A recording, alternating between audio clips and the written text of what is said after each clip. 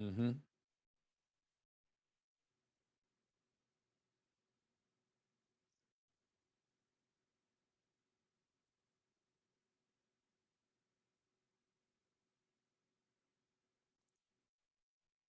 Check, check, check.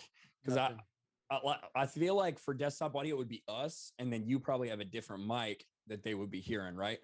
Mm-hmm. Yeah, I can hear me. Now we got it. Okay, now I we can got hear it. me in the stream, but I can't hear you, Brandon. Yeah, Mm-hmm. that's right. Hey, you bring geeks and gamers on, and you just have tech problems. That's just how it goes. All right. Be more specific. White people. You bring white people onto a successful black man's channel. Already taking it down. Man, it's white privilege, man. It's white people messing us up, man. Hey, we should have been. Bring the white guys on, the whole thing crashed down. We should have been listening to the CRT people the entire time. There you We go. were wrong. Who knew? Thank you guys for hanging out with us. We know we appreciate you hanging out this long. This is just how it is sometimes. We're not the mainstream media. We're independent creators, you know? So we're doing our own thing here. We appreciate all the support and love you guys are giving us. Yep. I think I'm trying to listen back. So it's weird how they can hear all of us except for Brandon. It's because they're hearing us through desktop, and Brandon, it's probably whatever mic. I don't know. Are you listening to your sound through the mixer, Brandon? Roadcaster. So you should on the mixer on Streamlabs. On the mixer on Streamlabs, probably. Or it might be your Zoom. No, Zoom wouldn't be affecting it at all. He has a mixer. Yes. That's what I got. That's what I have. He's listening to it through that. Okay.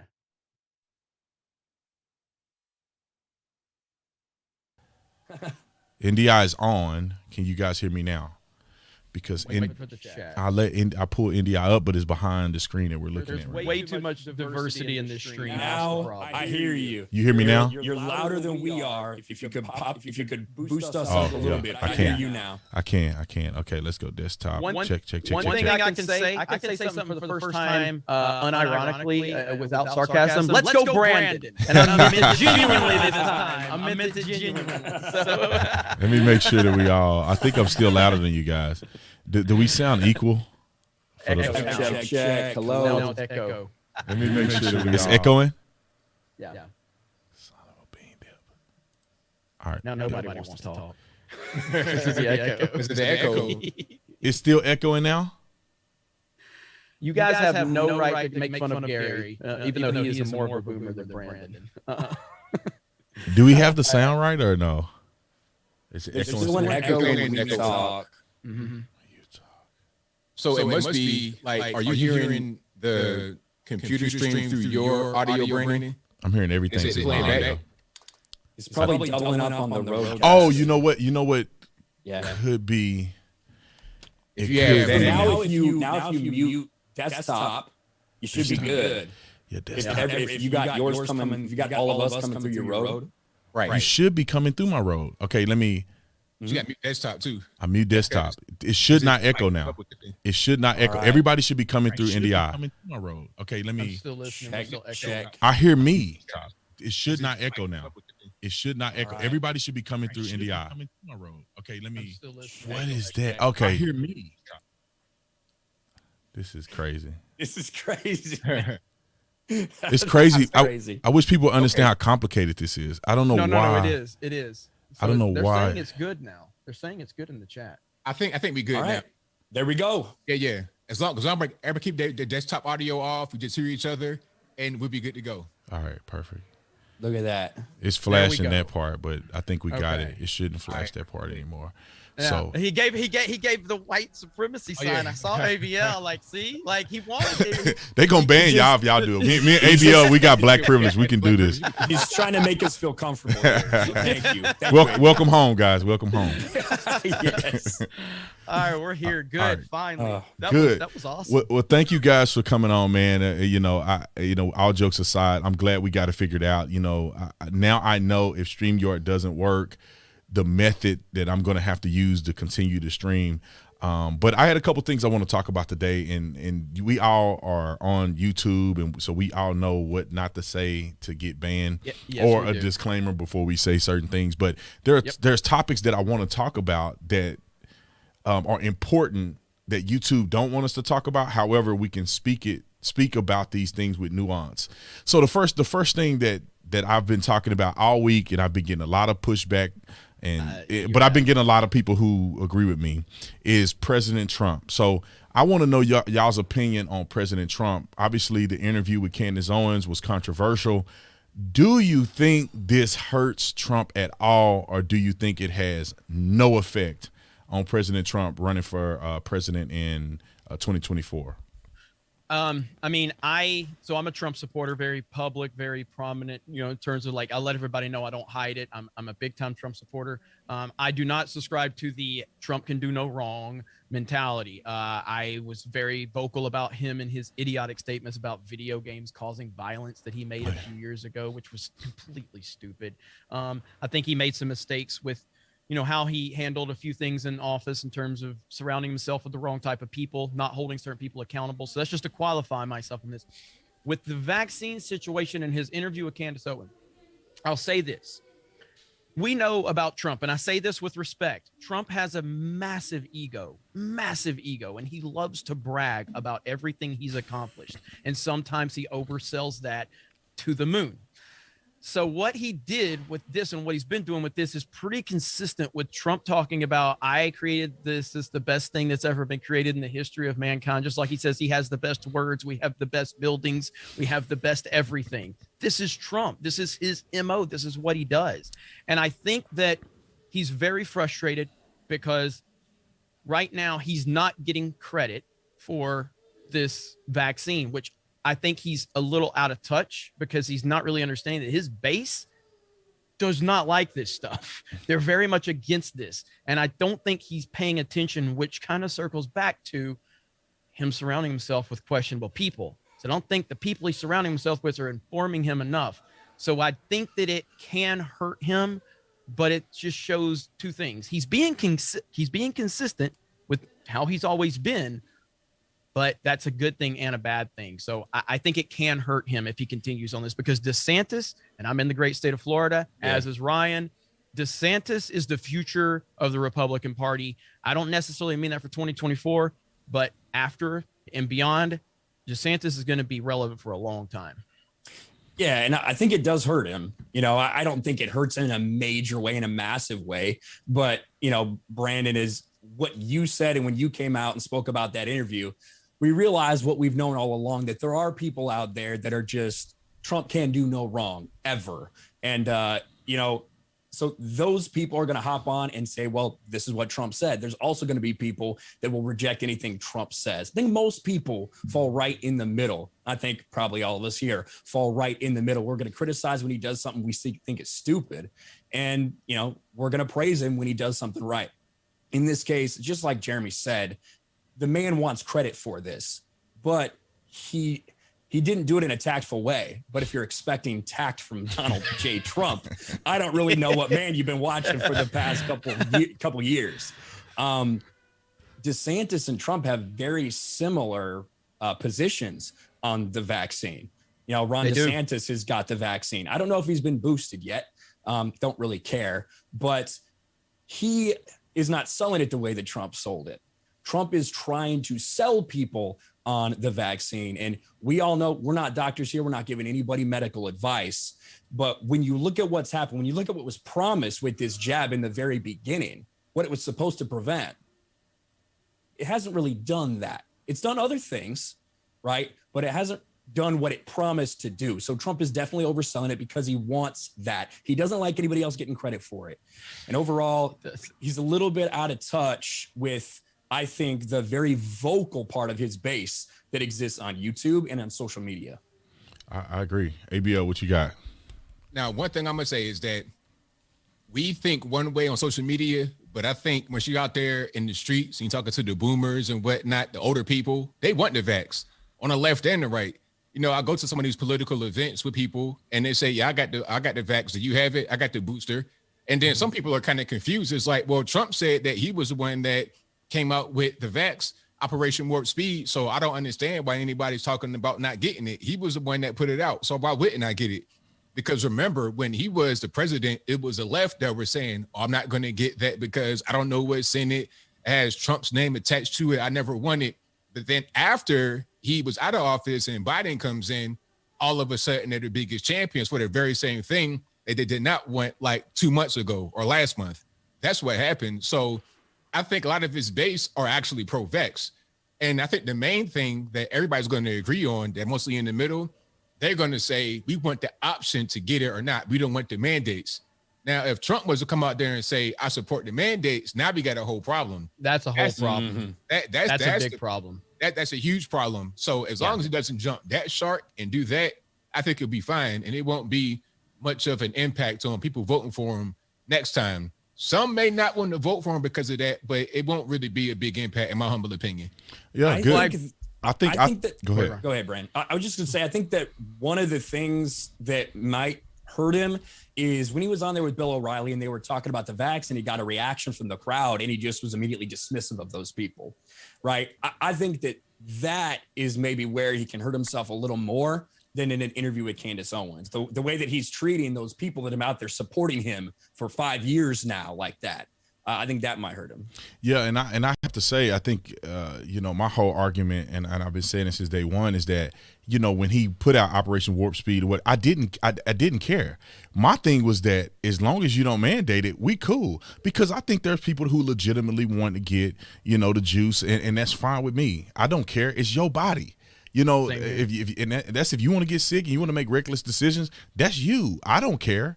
The problem is when you try to force that belief on me. The only problem that I have with Trump, and in no way, form, or fashion would I not vote for him. I'm not one of those people where I'll look at a Republican and I'll look at a Democrat and I'll say, well, I don't like neither one of them, so I'm not gonna vote. Oh, you know what I'm saying? Or like, I'm a Republican and I don't like everything this Republican does, so I'm not going to vote for the Republican at all. I'm not going to vote. It's like, no. I may not like what he's saying. I may not like the way he's pushing it. At the end of the day, if he ran for office today, I'd vote for him.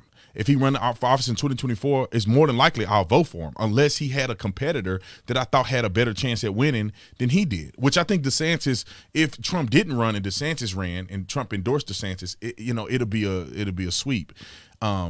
But I do think that the rhetoric is what is shocking, because when he did all this stuff before, nobody cared. I didn't care.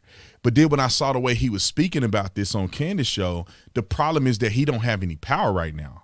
And the powers that be are using the same talking points to then push and give reason to a mandate. And so when he's saying it, they're saying it, and then they're coming back and saying, see, look at what he said. Look at what he's pushing. I don't know why his base is not supporting that. It's like I was telling my wife, and I gave her an analogy about Botox, right? It's like a person who's advocating for Botox, and they give you all these incredible things about Botox. It's safe. It's great for women. It changes women all over the world. There's nothing better than Botox for women. And then another person says, it's the greatest thing to ever happen for women. You're safe. It's responsible. I think every woman should get Botox. And then they turn around and give the same explanation, but one guy says, but I don't think you should get it. It's like, wait a minute. You're arguing a point why women should get Botox and then saying that you don't think they should get it. And that's kind of how I view Trump. The analogy may be a little off, but I view him the same way. He's giving you every reason why this should be mandated. If you say it's the greatest invention, I'm gonna throw it to you in a second, ABL. If you're saying it's the greatest invention that was ever created, you're saying that hundreds of millions of people would have died if it wasn't for it. You're saying it's completely safe, and you're saying the only people that are in the hospital are the people that were not vaccinated. If that's what you're saying and it's true, that's very compelling to say we need to mandate this, or everybody would be dead at this point. This is a world emergency. As the left was pushing it. But go ahead, ABL.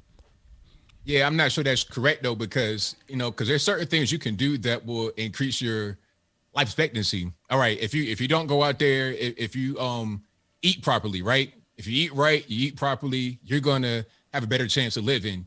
You're gonna have a lesser chance of getting heart disease, things of that nature. Or if you don't drink any alcohol, you probably won't get cirrhosis of the liver, probably. But you're not going to mandate, you're not going to say, okay, let's ban alcohol totally because of the health benefit or you must eat a certain diet. You're going to mandate a certain diet. I can give you all the reasons why you should eat a certain diet. I can go on TV every day and say it. Like, I could be a dietitian that's also a politician. But the key element is the choice. Hey, I think you should get this. It's good because of this, but I don't mandate it. It's your choice. That's the line that if he doesn't cross, then he's good. But here's the problem. But the people that are going to mandate, they're going to mandate it anyway. Like, they're already doing mandates. Like, it doesn't really matter what Trump says. Trump can say it or not say it. They can use his words against him either way. If he says, okay, it's good, go out there and get it. Oh, well, he said it's good. Let's mandate it. If he says, well, it shouldn't be a mandate, it's bad, it's dangerous. Oh, you see this racist, white supremacist, he says he doesn't think the vax is good. You should get it because, Trump is an enemy of the state. January 6th, Trump supporters, it don't even really matter what he says. They're still going to do what they're going to do regardless. They'll just flip how they are going to push it to you depending upon what he says or what others say. And I agree with you. And the only difference that I have with your argument is that when you talk about liver damage from drinking alcohol, right, or you talk about somebody injecting drugs into their own body, the argument is that it only affects that person, right? You can drink yourself to death. Just because I'm drunk don't mean my wife's liver is going to go bad. What I'm saying is what they're pushing is that if I don't protect myself, then I'm not protecting you either. And that means if I don't protect myself, then my whole family gonna die. You get what I'm saying? I'm saying that's kind of like they're saying that it's like it matriculates down throughout your family and throughout the community, and they make an argument on TV and saying people who don't have the juice are the ones that's causing everybody else to die, and everybody's dying because people are not vaccinated, and so they're saying that they're pushing that agenda as if it's not just you damaging you, but you're affecting the entire country. But that's the leftist logic right there. They've been pushing that nonsense for a while. So like we obviously we focus at Geeks and Gamers on like the Hollywood nonsense, and we call out Hollywood. And the thing that kind of got us a lot of traction was the movie The Last Jedi. And it was a terrible movie and it ruined Star Wars. But the leftists would tell you that if you don't like this movie, then that means you hate black people and women and hate diversity. We're like, what? I just don't like a movie. And they intertwined this real world identity politics into simple movie opinions. That's the same type of logic that is applied to the jab. Now they're going, if you don't do what I did, you are putting me in danger. It's the same type of rhetoric, but the mandate stuff has never been a problem with Trump and his rhetoric because he's never floated those ideas. What we're responding to is the idea that the left has put into our minds about mandates, because Trump, if you go back to when he was president, he was always called a dictator by the left, but he left it up to the states in every single situation. If there was something going on, he would offer, federal support, but he would let the state government make those calls. He has never shown any, sign that he would ever even think about mandating anything like this. He's never shown that. So we're responding to the leftists and their nonsense about mandates. And I get that because it is a fear, because it's affecting all of our lives. I've got friends in Canada. I've got friends, across the over in other countries, Australia. I've seen how it's affected them, but Trump has not said anything about mandates other than he's not for them. That's the only thing he said. So we're responding to that leftist fear that they're putting out there, I think. Yeah, they definitely, like, to ABL's point, they can definitely use what he said in such a glowing way to kind of ease a little bit of the resistance to mandates. You know what I mean? But you're right, they're going to use it against him either way. It is funny, though, that they did call Trump the dictator, even though he never would have done any of this stuff. Biden comes in, we're going to fix it, guys. There's a solution. What did we see a few days ago? Him walking off, getting ready for his vacation, saying, well, sorry, don't know what to tell you. No federal solution. I guess we're going to leave it up to the states. Let me walk alone with a mask on the beach. The way everything has come out, it is parody. Like, this cannot be real life, yet somehow here we are. It's almost 2022. It's got to get better, right?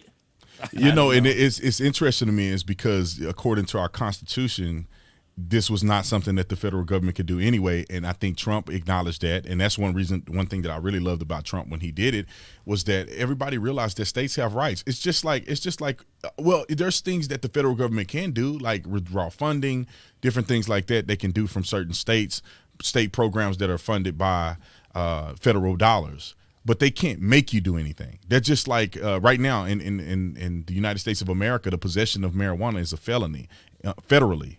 But in some states, there is completely legal. Just like sanctuary cities, like aiding and abetting illegal aliens or housing them, protecting illegal aliens, not turning them over to Border Patrol, ICE, that's illegal. But there's entire states and cities that are considered themselves sanctuary cities, sanctuary from federal prosecution or at least federal apprehension. And so states have rights. This whole thing is about different states. This whole thing should always have been in the hands of the governors who will do what's best for their states. The only problem is international or intranational. I would say international travel, because you have states or the federal government that control the airlines. So the federal government can say, well, no, if in order to get on an airplane to fly from point A to point B, then there's government restrictions. So that's the only thing that the federal government can do. But I'm really hoping that this stuff blow up in their face. And it leads me to my next point is about the new variant. I'm hoping that it blows up in their face. I think that this is incredibly contagious. And I don't even want to say his name on here because he the one who got me banned last time. But it's incredibly contagious, and people can't withstand quarantining over it. You know what I'm saying? Because I don't know how, what's the number, but it seems like entire households are getting it. Entire, departments in certain professions are getting it, to the point if everybody had to quarantine like prescribed, they would have nobody at work. Nobody would be at work for 10 days. Hey, right. Have you seen the update on the quarantine? Yep, it's 5 days now. I saw it from your video, ABL. Wait, so you saw there was the CEO of Delta that said, "Hey man, we having too many outages and we got these flights being canceled. So I'm writing this letter to the CDC to Rochelle Walensky to request it." And then a week later, it was done. Follow the science, right?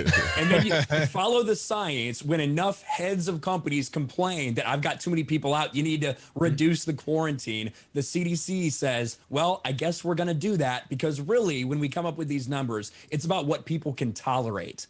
That's literally what they're coming out and telling us. And that's science. That's science. Mask off. Yes, science tells you that if people are not tolerating it, something is going to happen. You know what I'm saying? I would argue that that's like a mathematical equation. It's like, well, we know that if you're going to do 10 days and airlines, people are getting, because they already set it up that these will be the tests that they give you, and you're going to test positive. And I think that a lot of things will cause you to test positive for this one variant. That's my opinion. That's not backed by scientific evidence or anybody in the scientific community. It's just an opinion. But we're not doctors. We're not doctors. We have to say that every 10 minutes when we talk about this. We're not doctors. We're not medical professionals. Don't take anything I say as medical proof.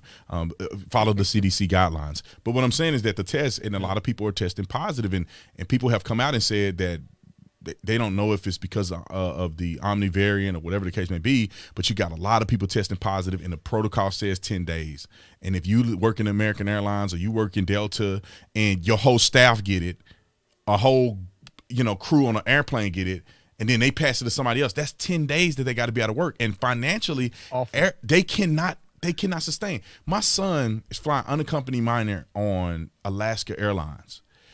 They put a memo in the day he's getting on the airplane, and they lied. I know they lied.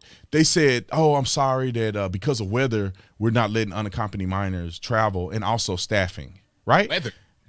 Weather. And then, so we just booked it with Southwest. So Southwest I guess weather don't affect Southwest.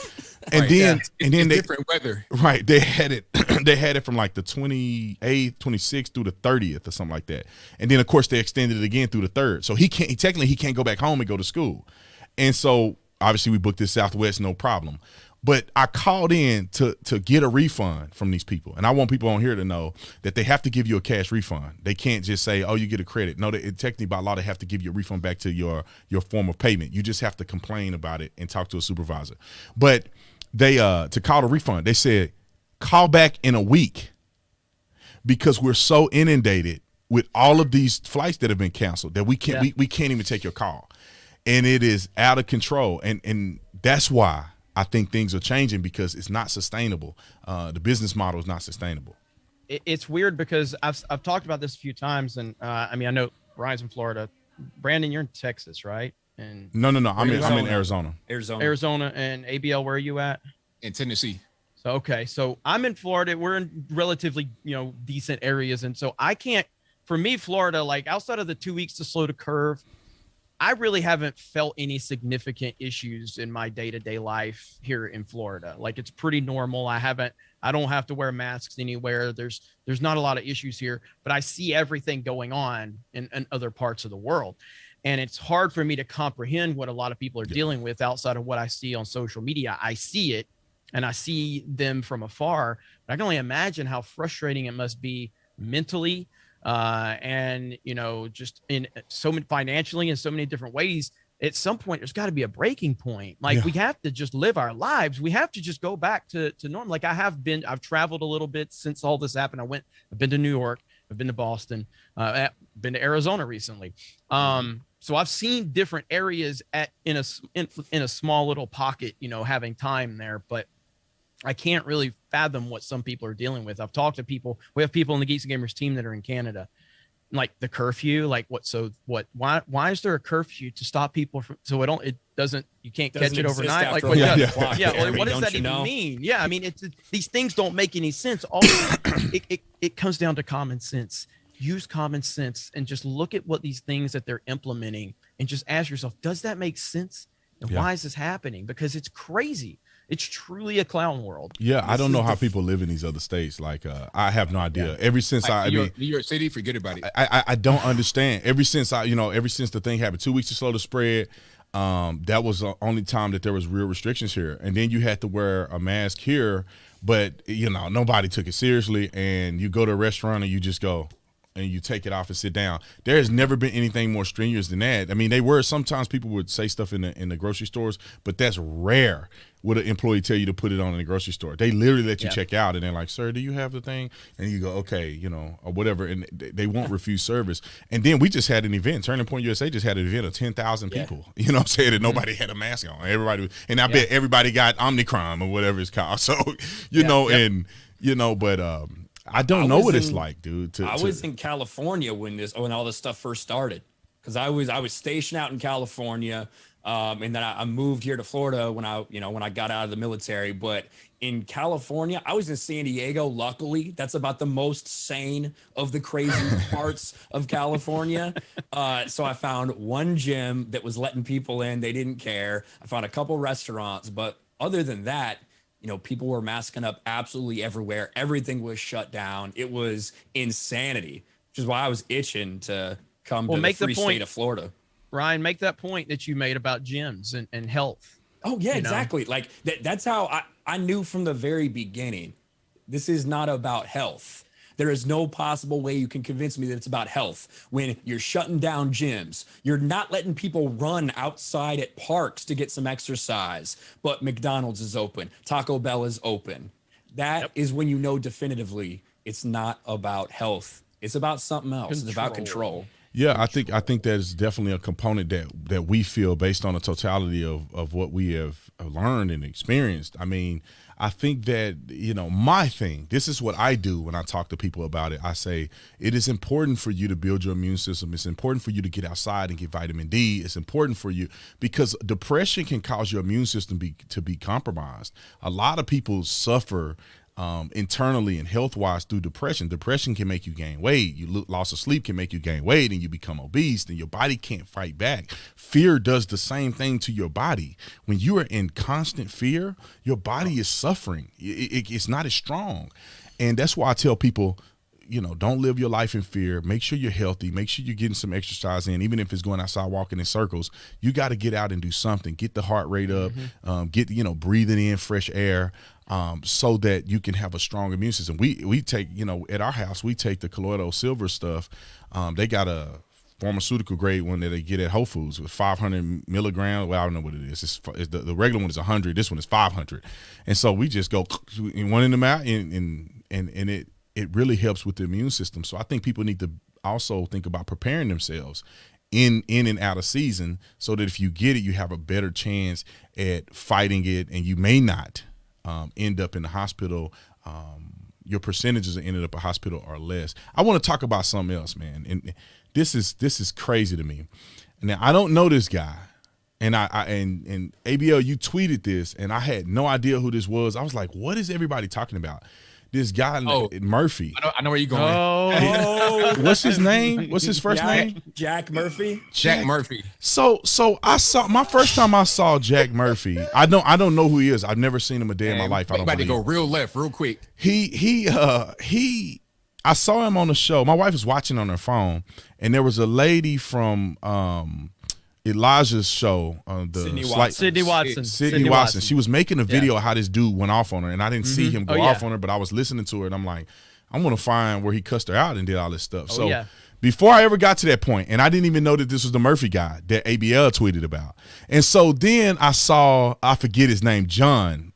John used to be on one of these shows. He got an awesome Instagram, but John, he posted a picture of the dude with a freaking toy in the picture and said that he was doing. Did you see that? Oh, yeah. We know all about this. We are very caught up on this story. I wish I could unsee it. Yeah. I see your chat going crazy. As soon as you brought this up, chat goes, oh boy, here we go. But he's supposed to be, and this is the problem that I have with these apex level energy. Fake.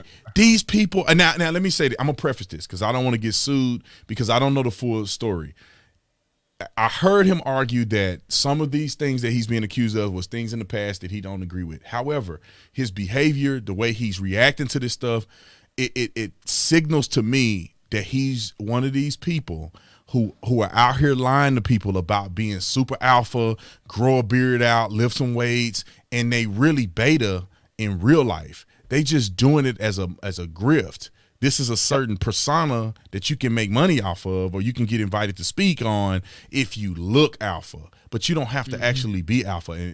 And Fresh and Fit is a group of these fools just like that. I mean, this guy, I don't know the other ones, but there's a problem out here. I mean, I wasn't. Go ahead, Ryan. No, go ahead. There's a lot of people out here, whether they're fake conservatives, whatever it may be, that are presenting themselves in a certain way to get money from all these people out there. And it's an easy thing to do. I think it's easier to do on our side than it is on the other side, because I think so many people in this community truly are like kind, generous people. And if they see someone that they think is, aligned with the values of someone else they respect, they want to support them too. And that's an awesome thing about the people that support us. However, that makes people a target for these fake people. He's beyond beta. This is a gamma male we're talking about here. He is. This is a dude who was writing articles about getting cucked, right? And how that was just the most incredible thing in his life back in 2015, 2016. Let me just preface that for the audience, because some of y'all may know what that is. I had no idea really what that meant.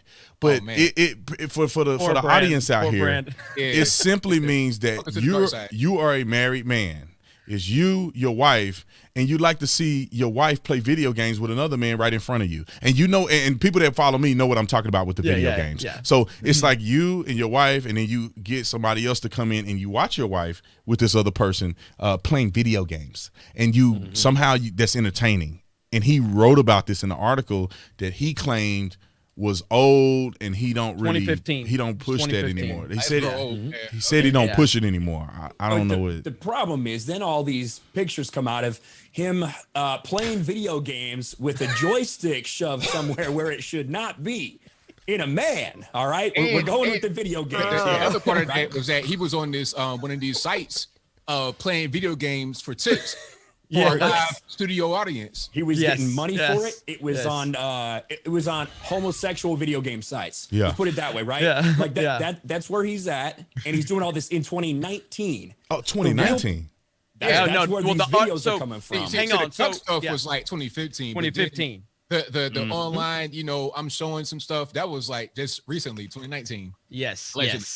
So the way I got tied into this was because I didn't know much about him. I've seen him in the conservative waves that we all kind of follow. He's friends with people I know or whatever. I never really knew anything about him. This whole thing happened where Sydney Watson read a super chat asking him about this article, and the first time he answered one about it, he was kind of like, it's not me. I don't represent me anymore, yada, yada, yada. I thought he did an okay job of moving past that. The second time, he lost it and he cussed her out. He dropped multiple F-bombs on her, and he told her, and he gave her one last heartfelt F-bomb. Yeah. Now, any guy that's a decent man and a decent family man, you don't talk to another woman like that. And I'm not sitting here going respect women. I'm just saying you don't talk to a woman like that, especially in that setting, in that environment. It came off. Any man looks at that and goes, that guy seems like he's got something to hide. When he talked to her like that, he had something to hide. So I saw this play out, and then he made an announcement he was going to go on Tim Pool several days later. And I'm like, wow, this guy's going on Tim Pool. That's interesting, because that's going to be how are they going to address it? I thought he did a terrible job of addressing it.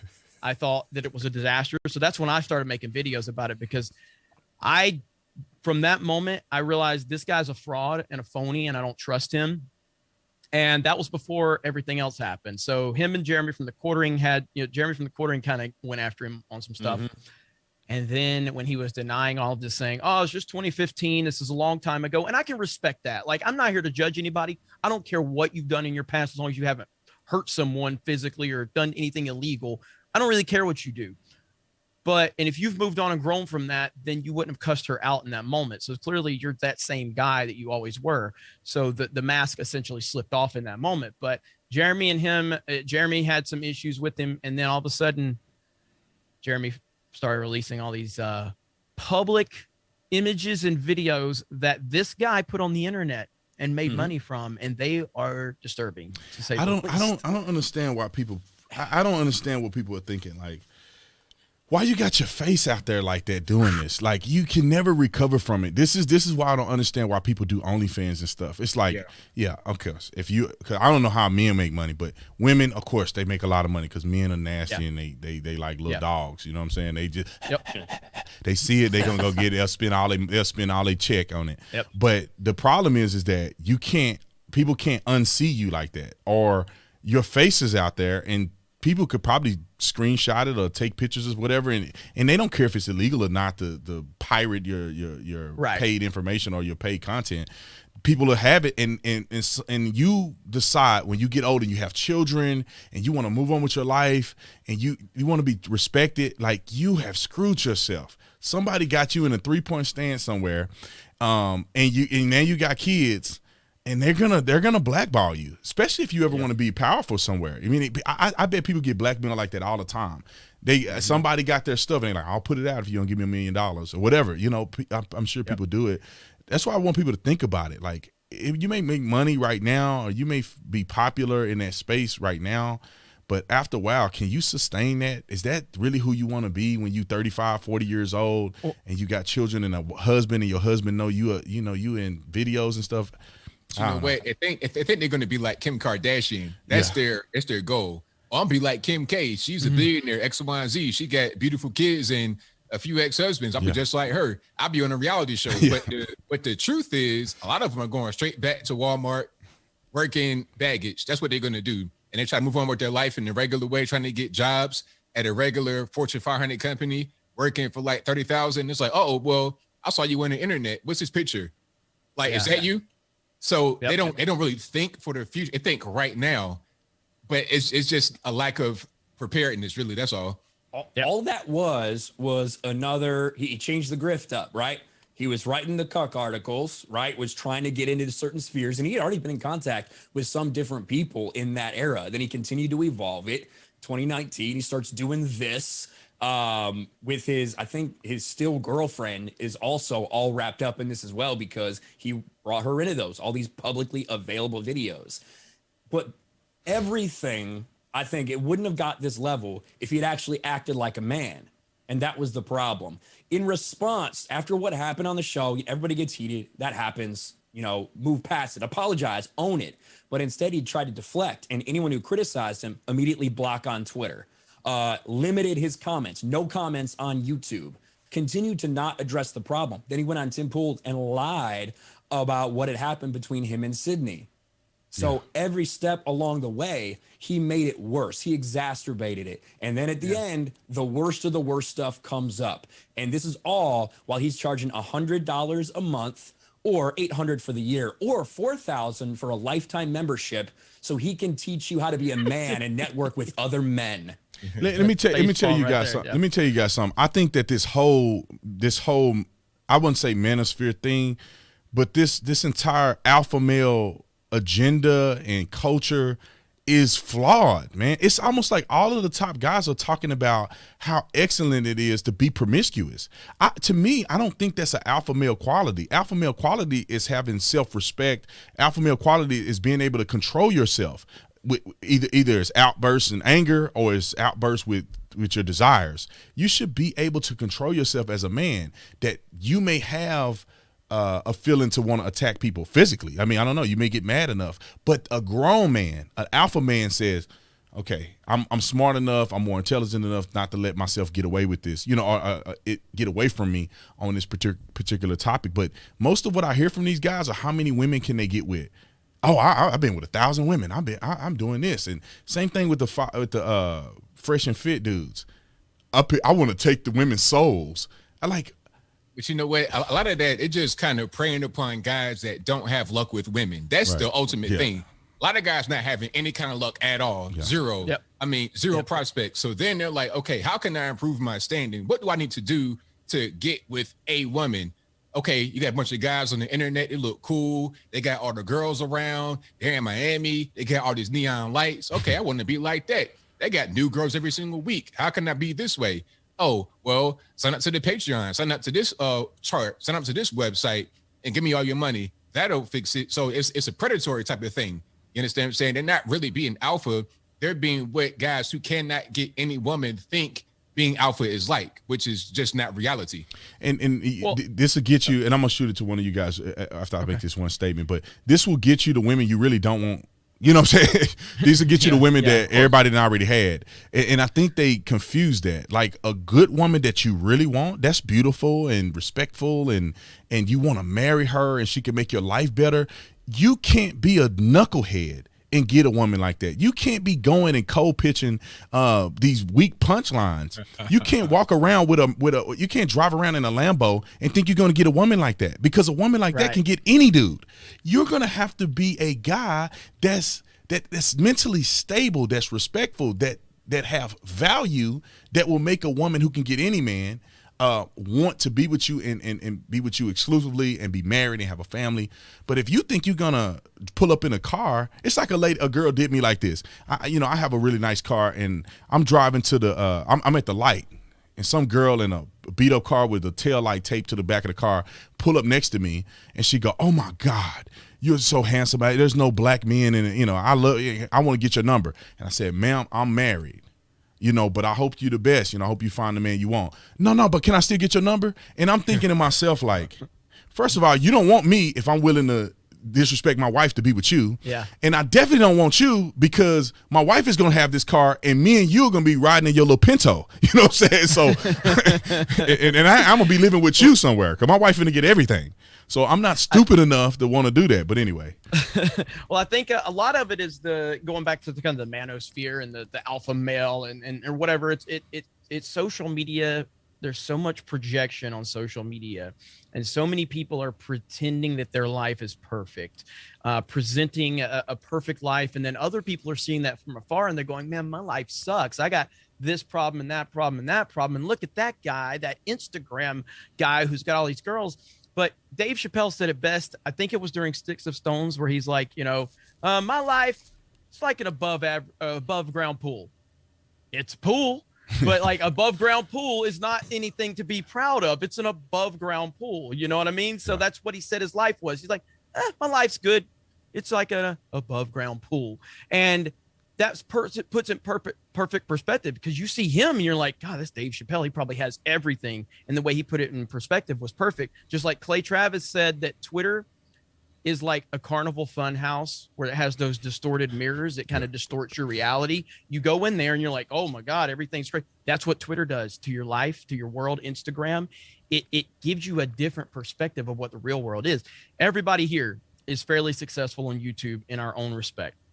I'm more successful than I thought I ever would be on this platform. I never imagined I'd be anywhere close to where I'm at. Ryan came out of nowhere. Now he's closing on 100,000 subs for the second time. And it's none of us thought we would have the life we have, I don't know, 3, 4, 5 years ago.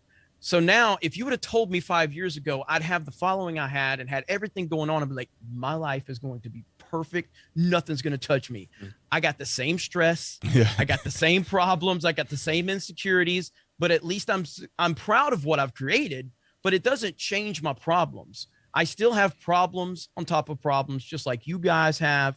And that's what social media has distorted all of these weak-minded people into thinking like, if I pay this guy $300 a month, he's going to teach me to be an alpha male just like him. And that's just not reality. They're preying on weak minds that are in a bad place. That's essentially what it comes down to. 100%. It's all fake, man. Like even me, and some people are intentional and some people are unintentional, but nobody's going to share on Instagram their worst day. I'm not going to somehow be crying because like my son is with me now. And unless you're on Libs of TikTok, those Libs of TikTok, they all share their worst days. Apparently, every day is the worst day for them. Their best days. Yeah.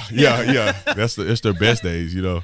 But like I have my son with me, and me and his mom share custody. You know, I had him when I was in college. He's 11 years old, and he's with me now. And both of my sons are together. We take a cute picture and post it. Now, I'm not gonna post it when I'm crying and I'm sad because I haven't seen him in a couple months and I'm all devastated and you know I'm mad, I'm upset. I'm not gonna post that picture and be like, oh. So it's in generally speaking, most people are not posting that, but I think people need to be able to interpret that and say this is not the platform to find out a person's real life. This is a platform to find out their highlight tape of life, and then you have the people who are intentionally fake. Right? They Photoshop their pictures. They always wearing makeup in their pictures or whatever the case may be, or, doing angles and stuff like that. And it's like, no, that person is not perfect. Their skin is not perfect like that. They don't wake up like that. They wake up looking like Tales from the Crypt, and then they put makeup on and they look like a mermaid. You know what I'm saying? So, and for the chat, none of us actually look this good. It took a lot of work. Okay. We took a lot of time. That's actually why we were so late. We were doing our makeup. So, just so you know, I think whenever you get into this aspect of like someone is telling you, I can tell you how to be a real man, I can tell you how to make your life perfect, you got to be really wary of that. Like that's never the person I'm going to go out there and I'm going to comment on whether it's a movie, whether it's whatever Joe Biden just did, a comic book, whatever it may be. I'm going to be me. That's all I can do is I'm going to be me. And as soon as you're not you on these platforms, as soon as you prove you're not authentic, it will not work out well for you. But I think what everybody should do is look at those people, find people. If you're trying to change your life in some way, see someone you respect and take something that they do and make that maybe a piece of what you do, whether that's a morning routine or something. But don't pretend like one singular person is going to be able to solve all of your problems. You got to pull from different people you respect for different ways and kind of figure out what works best for you. Yeah, quit trying to be somebody you're not. That's the biggest, even with social media and like the success that we all have had, is that, and I know it's hard for people because they'll see me do something and they say, he has 1.7 million subscribers. If I mimic that, I'm going to have, it's like, no, don't mimic anything. Be yourself. Because that's how I made it here. I was myself. I don't go with the Joneses. I don't follow what everybody say. I lost 1,000 subscribers when I criticized Trump, and I don't care. I end up gaining like 4,000 after that, but I don't care really. And that's what has made me successful because I say I'm going to evaluate what I think, and I'm just going to say what I think. I don't follow these other people. I don't know what other people are saying about Donald Trump right now. I really don't, and I don't care. I formulated an idea and say, well, this is how I think about it. And I'm going to say it, whether people like it or not. I said the same thing with Ahmaud Arbery. And that's pretty much what blew my channel up because I was like one of the only people at the time saying, I ain't no jogger. There's more to this. And a lot of people respected that, I believe. And I think that's what I want other people that are watching this, that are aspiring YouTubers or whatever the case may be, is just to be your authentic self. And that will lead you to success. It may take a little bit longer, but you're going to have sustained success versus you coming out the gate, being the conservative that everybody wants you to be. And then they catch you on a hot mic, you know what I'm saying, being yourself, and it's all bad. It's all. If I can hit up on a stream with ABL and Tatum, then you can accomplish anything, Chad. If I can get here, anybody can. Especially with them making white folks jokes to me. That was always my dream. Like I was like, yes, that's what we do on our streams. We make fun. We talk to each other like normal people, and that's what it's all about. You can't be sensitive. The real world is full of people having fun and making playful jokes at each other. That is literally how I've lived my entire life. Me and Ryan, we're not cussing as much as we do here because we respect Officer Tatum's platform, but normally me and Ryan are screaming at each other during video game streams or whatever. And if he's not calling me names, then we're not having a good time. Right, it's something all about wrong having with fun. So, he must be sick. You're like, hey man, what's wrong with you, dude? You haven't cussed me yet. Yeah. And just to be very upfront with everyone, me and Jeremy are fine with being the diversity quotas for the night. No problem. Hey, I've been getting complaints, man. They say it's too black. You know what I'm saying? They said it's segregation on this channel. So they said they sent a nice paycheck, a couple bucks here and there, and we had to pay the white man.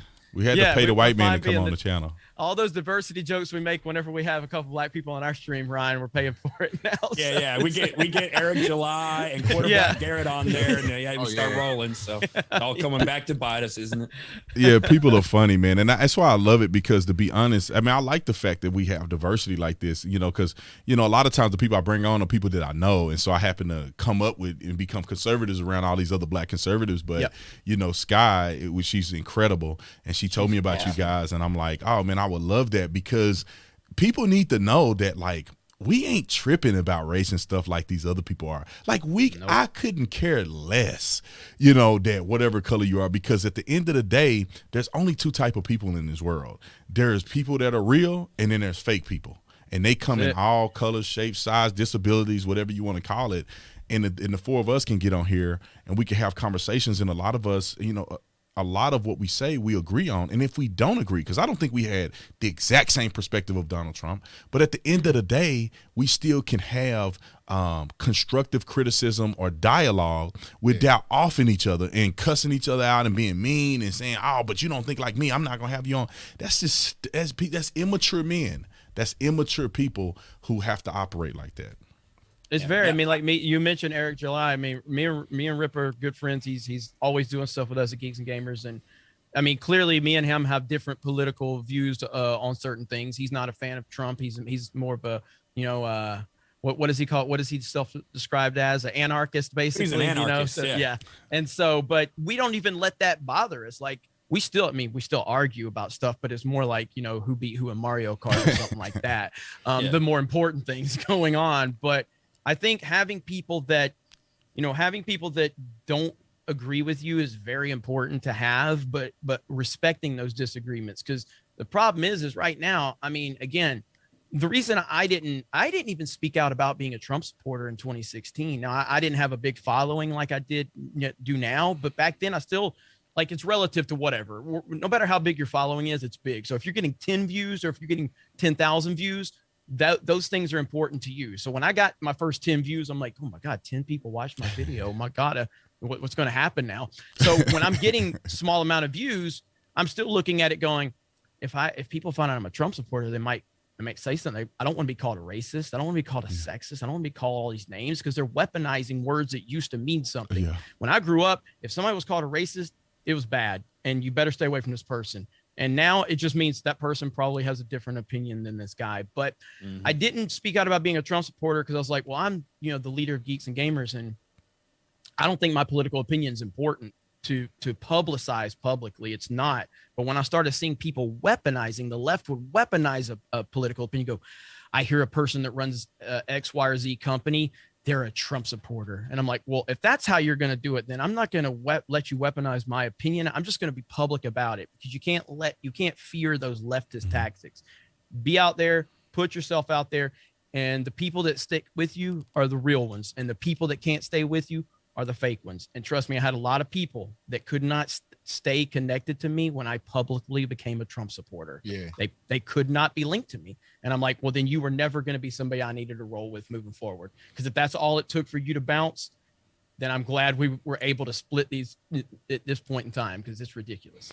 Awesome. I got a question for y'all, and thank y'all for the super chats that people are super chatting out here. I'll try to read a few of them, but I got a question for y'all, man, because ABL and I, majority of what our content is political response and social responses to issues that are going on in America. You guys are playing video games, right? Somewhat. I mean, you dabble in that. Like, you have some of your content is playing video games, right? We have our hands in everything. So my initial vision for Geeks and Gamers was just to play video games back in 2011. I never thought I'd be part of the culture war. But once The Last Jedi came out and the identity politics stuff started to come into where Hollywood was starting to take a lot of our characters and race swap or push anti-Trump narratives and all of this stuff, I started speaking out against this stuff back in 2017, 2018. And that's when my channel started getting traction, when I would call out Hollywood identity politics. And I've made a lot of enemies along the way by going after Hollywood and going after a lot of these game companies, because there's a lot of activists within the entertainment industry. They basically want to take a video game or a movie and use that as a political talking point. So we call a lot of that out, but we also have a sports channel where we cover sports. We have a partner Twitch channel where we do play video games. Our main Geeks and Gamers channel is pretty much about, calling out Hollywood. And then we have our gaming channels, but my personal channel, D-Day Cobra, it's pretty straight up political. Ryan's got his own channel, and Ryan has an entertainment channel, but he also has, he couldn't speak out politically until just recently when he got out of the Navy.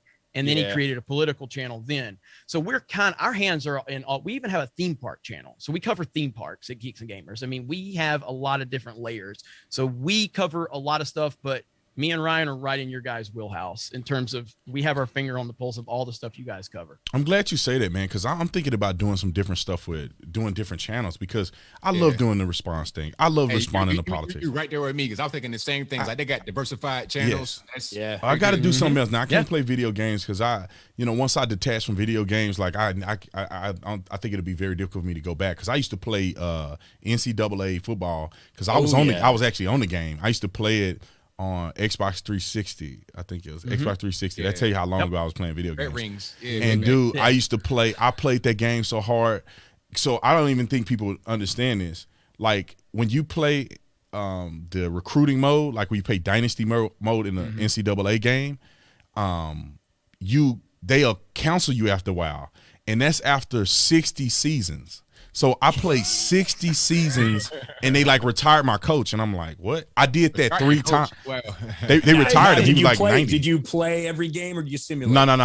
What I did was I played the games. I played probably 60% of the games. I played 60% of the games. Like, I will play games during the season because I wanted to get my dude sacks. I wanted to get my rushing record up. I just want to zero out people in every game, because when you simulate, they let somebody score a touchdown, and you like, God dang, we don't have the number one defense anymore. So I would play probably 60 to 70% of all the games. And then I would play, obviously, the bowl games. And then I would go through the whole recruiting season. And I would actually go in and recruit players. And I would build weak teams and make them better. And I played it so much, dude, all day long. I would play that game. I was addicted. And then when I had my son, I literally said, I'm going to be a bad father if I don't destroy this game at once. And I literally took my Xbox 360 and took it, and I walked to the trash can, and I threw it in the trash can, and I never looked back from video games. Oh, yeah. It hurts. It still hurts, man. And that was it was like 13 years ago, and it still hurts. Yeah. When it comes to YouTube, I think we have come to the realization that when you build a channel on something, if you try to do something else, it doesn't work. The algorithm doesn't work that way, so that's why we have a sports channel, because every time Jeremy talked about sports, the entire audience who's there for Star Wars or pop culture news are like, stop talking about LeBron James. Yes. So that's kind of the route we've taken as well. And I think it works for the most part. And it's pretty evident because Jeremy made a video about some leftist lunatic slamming John Madden just hours after his death the other day. He makes one for Geeks and Gamers, who's got, 300,000 subscribers. one of the worst performing videos we've had in a while there. And then I make nearly the same video, but for our Sports Wars channel, and mine outperforms his on 100,000 sub channel. Wow. You know, so, and that just tells you, well, one, I make better videos. But two, the algorithm, obviously, it is what it is. It's sports. We're talking about sports. No, that comment makes me happy. I'm going to beat you to 100K on the other channel. Now. Yeah. So, now I'm happy about only that. because you jumped on top of Jack Murphy. Well, I mean that. Whoa, wait a minute. Literally. Let's slow down. Figuratively. Hey, don't out him on the live stream now, man. But he meant that figuratively because I have made a lot of Jack Murphy videos. He say no pun intended. Huh? But the chat is surprised that Ryan is not cussed. I know they are, because even before we went live, they're like the reason they're late is because they're letting Ryan get all of his cussing out before they go live. So. You know, it's funny, man, because you guys, we just talking to you guys. I would never think that you cussed. You know, it's like we having a flowy conversation in there. Yeah. You know, we know how to respect everybody. Yeah. Like I do. I can respect anybody's platform, you know, and I try. That's how I've raised, you know, like if I go into your house, I'm respecting your house. Yeah.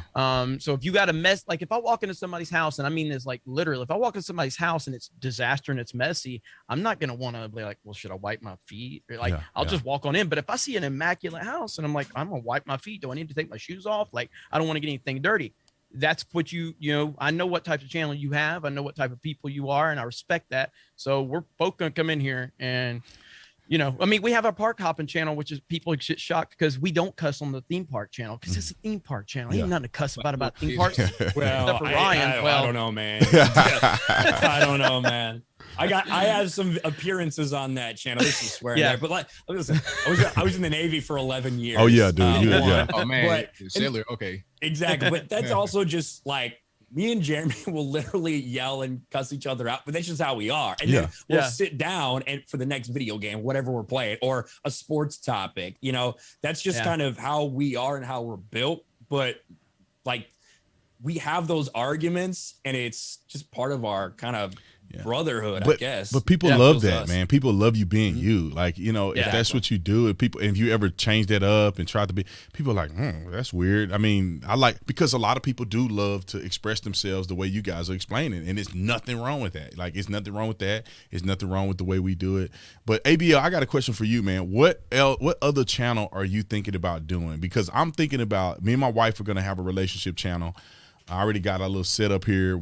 I think I may get another mic, put it here, so we'll just sit next to each other right here on the screen. I got a big old green screen, and I thought about changing my channel to doing a little more of reactions than just politics, like reacting to some other things, because every time I talk about women getting destroyed by dudes in sports, like a million views, 900,000, 800,000, it's like, damn, people, I guess my whole channel need to be about how men are better in sports than women are. But yes, you know, we found on our Sports Wars channel that people really like it when you call out woke women in sports. Thank you, Megan Rapinoe. You've made us a lot of money. Also, thank you, LeBron James, calling out women in sports. LeBron James is gold for the algorithm if you're calling him out. Funny how ESPN stayed away from him calling out the backs, though, huh? Or at least the bug. But right. So I think what I would do is I'm gonna have Uncle ABL. That's my next channel, Uncle ABL, and I would just give like uncle advice. Just you know, a lot of these guys, you know, the fresh and fits and whatnot, talking about, hey, here's how to get 1,000 women, be alpha male. I'll be like, hey, young guys, you know, go out there, you know, focus on what you gotta do, focus on your purpose. Are you gonna go to college? Why would you do that? Why would you spend so much money? I'm giving you real life, actual tips from what I've learned in my life, just to give to the young guys out there so they could kind of understand. And then also I might do like more entertainment movies. I have a gaming channel, by the way. I used to play games on YouTube back in like 2017. Really? Yep. It's still up. What do you play? What games are you into? Oh man, I like a lot of third person like action type stuff. Okay. So on my channel, I played Evil Dead. Not Evil Dead, pardon me. Evil Within too. I played that Evil live. Within, okay. Yep. Okay. So games like that I was playing.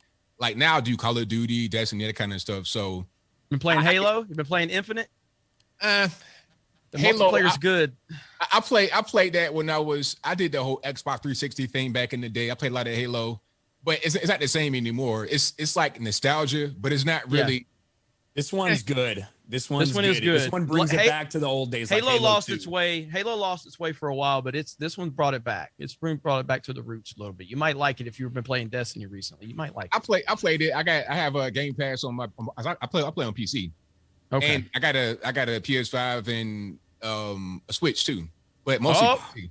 Yeah, I got Mario Kart. Jeremy's about to go. You got Mario Kart. You got Mario Kart. It's not a game. I'm serious. That's right.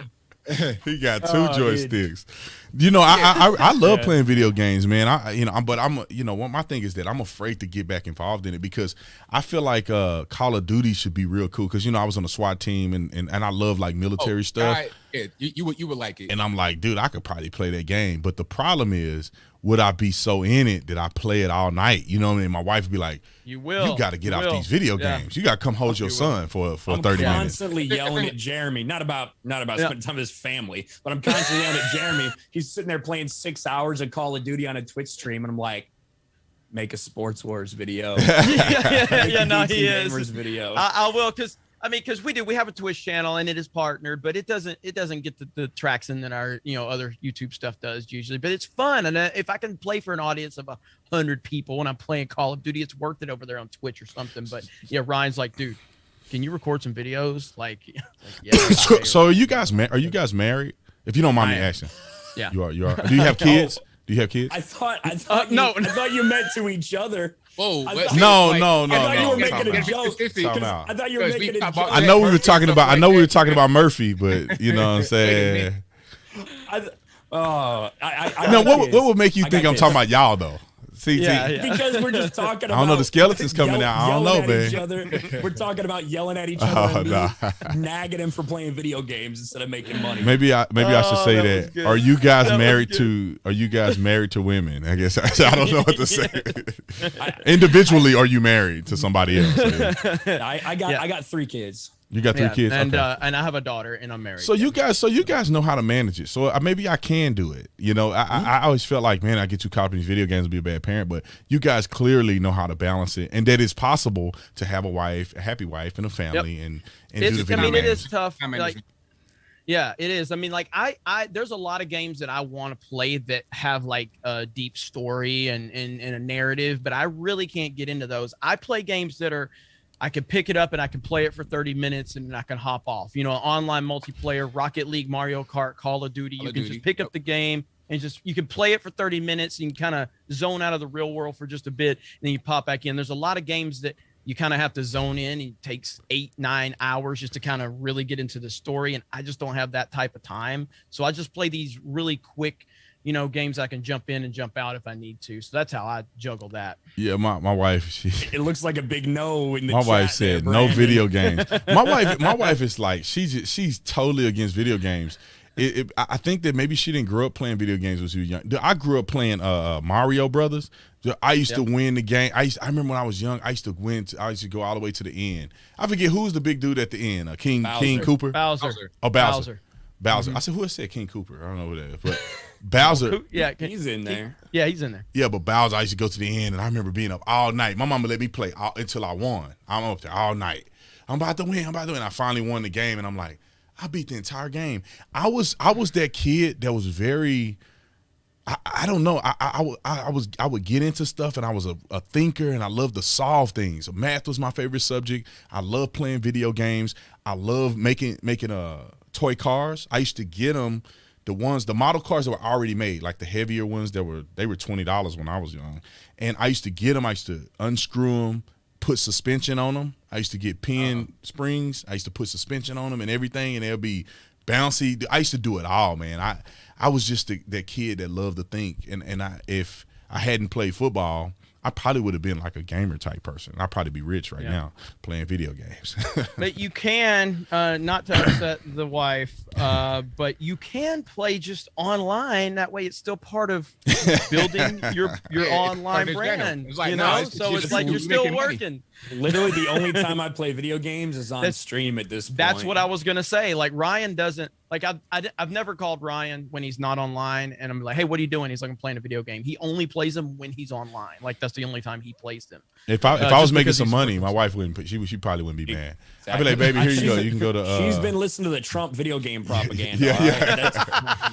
She's too much of a Trumper, huh? Yes. Video games make people hurt each other. She probably unsubscribed after you made that video. You know, it's crazy that people say that video games influence people. I don't know. I mean, what do you guys think about that? Like, if I play Call of Duty every day, there's no way in the world that it make me want to go out and like shoot people. I don't. In no way does that make me want to do that because it's a video game. It's probably the opposite, really, because if you're playing Call of Duty, you can kind of like get out some of your frustration. Yeah. Like, you could just, you had a bad day at work, your boss acting crazy. Okay, I'm gonna go to Call of Duty. I'm gonna shoot a few heads. And then yep. I'm not hurting nobody. I'm just enjoying myself, and it's all good. It's not real. Actually, the kind of the limited research that's out there about it. That's actually what it indicates that that people who play video games like that. Typically they do that and they do relieve stress and they're a little bit less likely to go and do something rash because they've got a lot of that aggression out. But I think that it's no different than any other form of entertainment, honestly. Like it's no different than seeing violence on TV or anything like that. And well, if you see that, then you're going to go out and do something. That's ridiculous. I think there's certain people that are messed up and deranged in this world. And it doesn't matter if they have a gun. It doesn't matter if they have a knife. Like they're going to find ways to go out and do something bad to people. Yeah. And I don't think that video games or whatever has any influence on that. Yeah, none at all. I mean, it's a ridiculous thing to say. And again, as a person that, often gets accused of being just a Trump supporter that will never criticize him. Again, I made a video on Geeks and Gamers and I was like, Donald Trump, and the left got really triggered by it too. But I said, Donald Trump just made the biggest mistake of his presidency. This is like 3 years ago because he went after video games. And the left was like, imagine thinking that the worst thing this racist ever did was to go after video games because they just thought they live in such a deranged world. But I do think that the argument that video games have any kind of effect on that, we do have a mental health problem in this country and probably in this world in a lot of ways, but specifically in this country, we have a lot of mental health problems and we have a media problem. And the media likes to manipulate any story that fits their narrative and they will signal boost it. And we all fall into that too. Like there's times the media will blow something up so much that we will have to respond to it. Even if we're aware of how they are, they're still signal boosting it. And then we signal boost it. Even if we're calling it out, it still puts it out there in the sphere.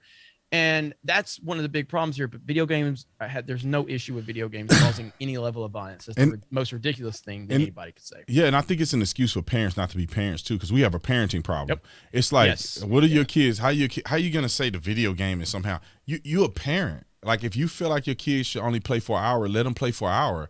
You should teach your children lessons that they will learn outside of video games. Unless you're letting your kids play video games for 12 hours a day and then they sleep for 8 and they get up and play and eat in between. It's like, you should be in control of what your kids do and what they learn and teaching them that this is just a video game, or if you feel like that they're having an issue. But I just think that they use it as a scapegoat. They go, oh, the video games is doing it. No, you are doing it. Like the kids in Columbine. How are your kids down there making plans to do destructive things and you have no idea what's going on? Exactly. Man, I couldn't be in the basement for no 30 minutes and my dad be down there. What you doing in here? Yep. What you doing there? You ain't got no reason to be down here this long. Get upstairs. Yeah. I remember when we were younger, we had one computer in the house. And I'm 34, so I'm sure we all around the same age, right? I think we all in our 30s. I'm 33. I'm 42. Nobody believes that. Oh, yeah, so you look 30, so you pass with 30. Yeah. ABL, you in your 30s too. So, I mean, we're relatively around the same age. And I remember when the internet first came out, we had one computer in the house and it was in the kitchen. Why is that, Mr. Tate? Because my dad wanted to know what you're doing on the computer. You can't be on the computer in your room. There ain't no TVs in your room. You're not finna be anonymous and doing none of that stuff. He want to know, what are you doing at all times? We had one central computer. If you look up some stuff you weren't supposed to, he knew it. And one time, I think either me or my brother was looking up something legitimate and one of the wrong sites popped up and we were trying to delete it. And Daddy looked at it and said, who looked this up? And, I ain't want to say nothing. I'm like, he ain't going to believe me. I'm finna just take this whooping. But he ended up figuring out that it was like Game Sega or something like that, or Game Seg or something like that. It was something I looked up and it was like Game something else was like the equal, or maybe I spelled it wrong and it was the equal, and it was like a nudie site. But back then it took like 30 minutes for it to pop up. It was dialing in. Yeah, I heard that. Yeah. Then the pictures come up, and I'm like, God damn, I'm trying to exit, and it's still pictures are popping up. The internet sucked back then, man. Yeah, but I mean, you're right about parenting. I mean, you covered it too. I forget where it happened, but the most recent school event that got blown up, where they brought the parents in and they said, "Hey, look at these pictures he's drawn. We're really concerned something's going on." And they literally just bought him a handgun, and they just said, "Well, just keep him at school. Don't worry about it." They didn't pull him out of school, and the school somehow just let him go back without checking his backpack or anything like that. And now they're sitting there copping charges as well.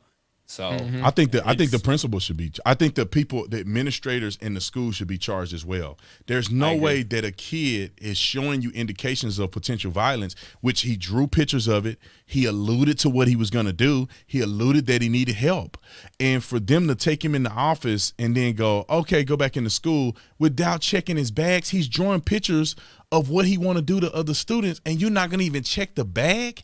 You're not going to say, well, man, let's make sure this kid, you never know. Let's make sure this kid don't have a replica or he don't have a real one in his bag. This kid is crazy. And you see in his mugshot, he looked crazy. And everybody know, we all been to school. You know the kid that is nuts, that's an introvert and they're sitting in the back, and you like, I hope, make that guy mad. Who knows? He may flip out on us one day. I'm not saying you should prejudge anybody, but you can see the signs and symptoms of a person who's struggling mentally, psychologically, and that may be more introverted, which caused them to get bullied more and all these other things, right? So the people at the school should be held accountable as well. I mean, they were responsible. They are responsible for what happened at the school. You know what I'm saying? How you going to blame the parents for what happened on your watch? It's the crazy. signs are present and you kind of know he's a little off and he's not really all the way there. And then he does that in class, drawing the pictures.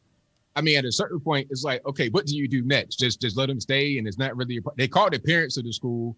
They went down to the office, had a meeting in the office. They talked for a minute, and then that was it.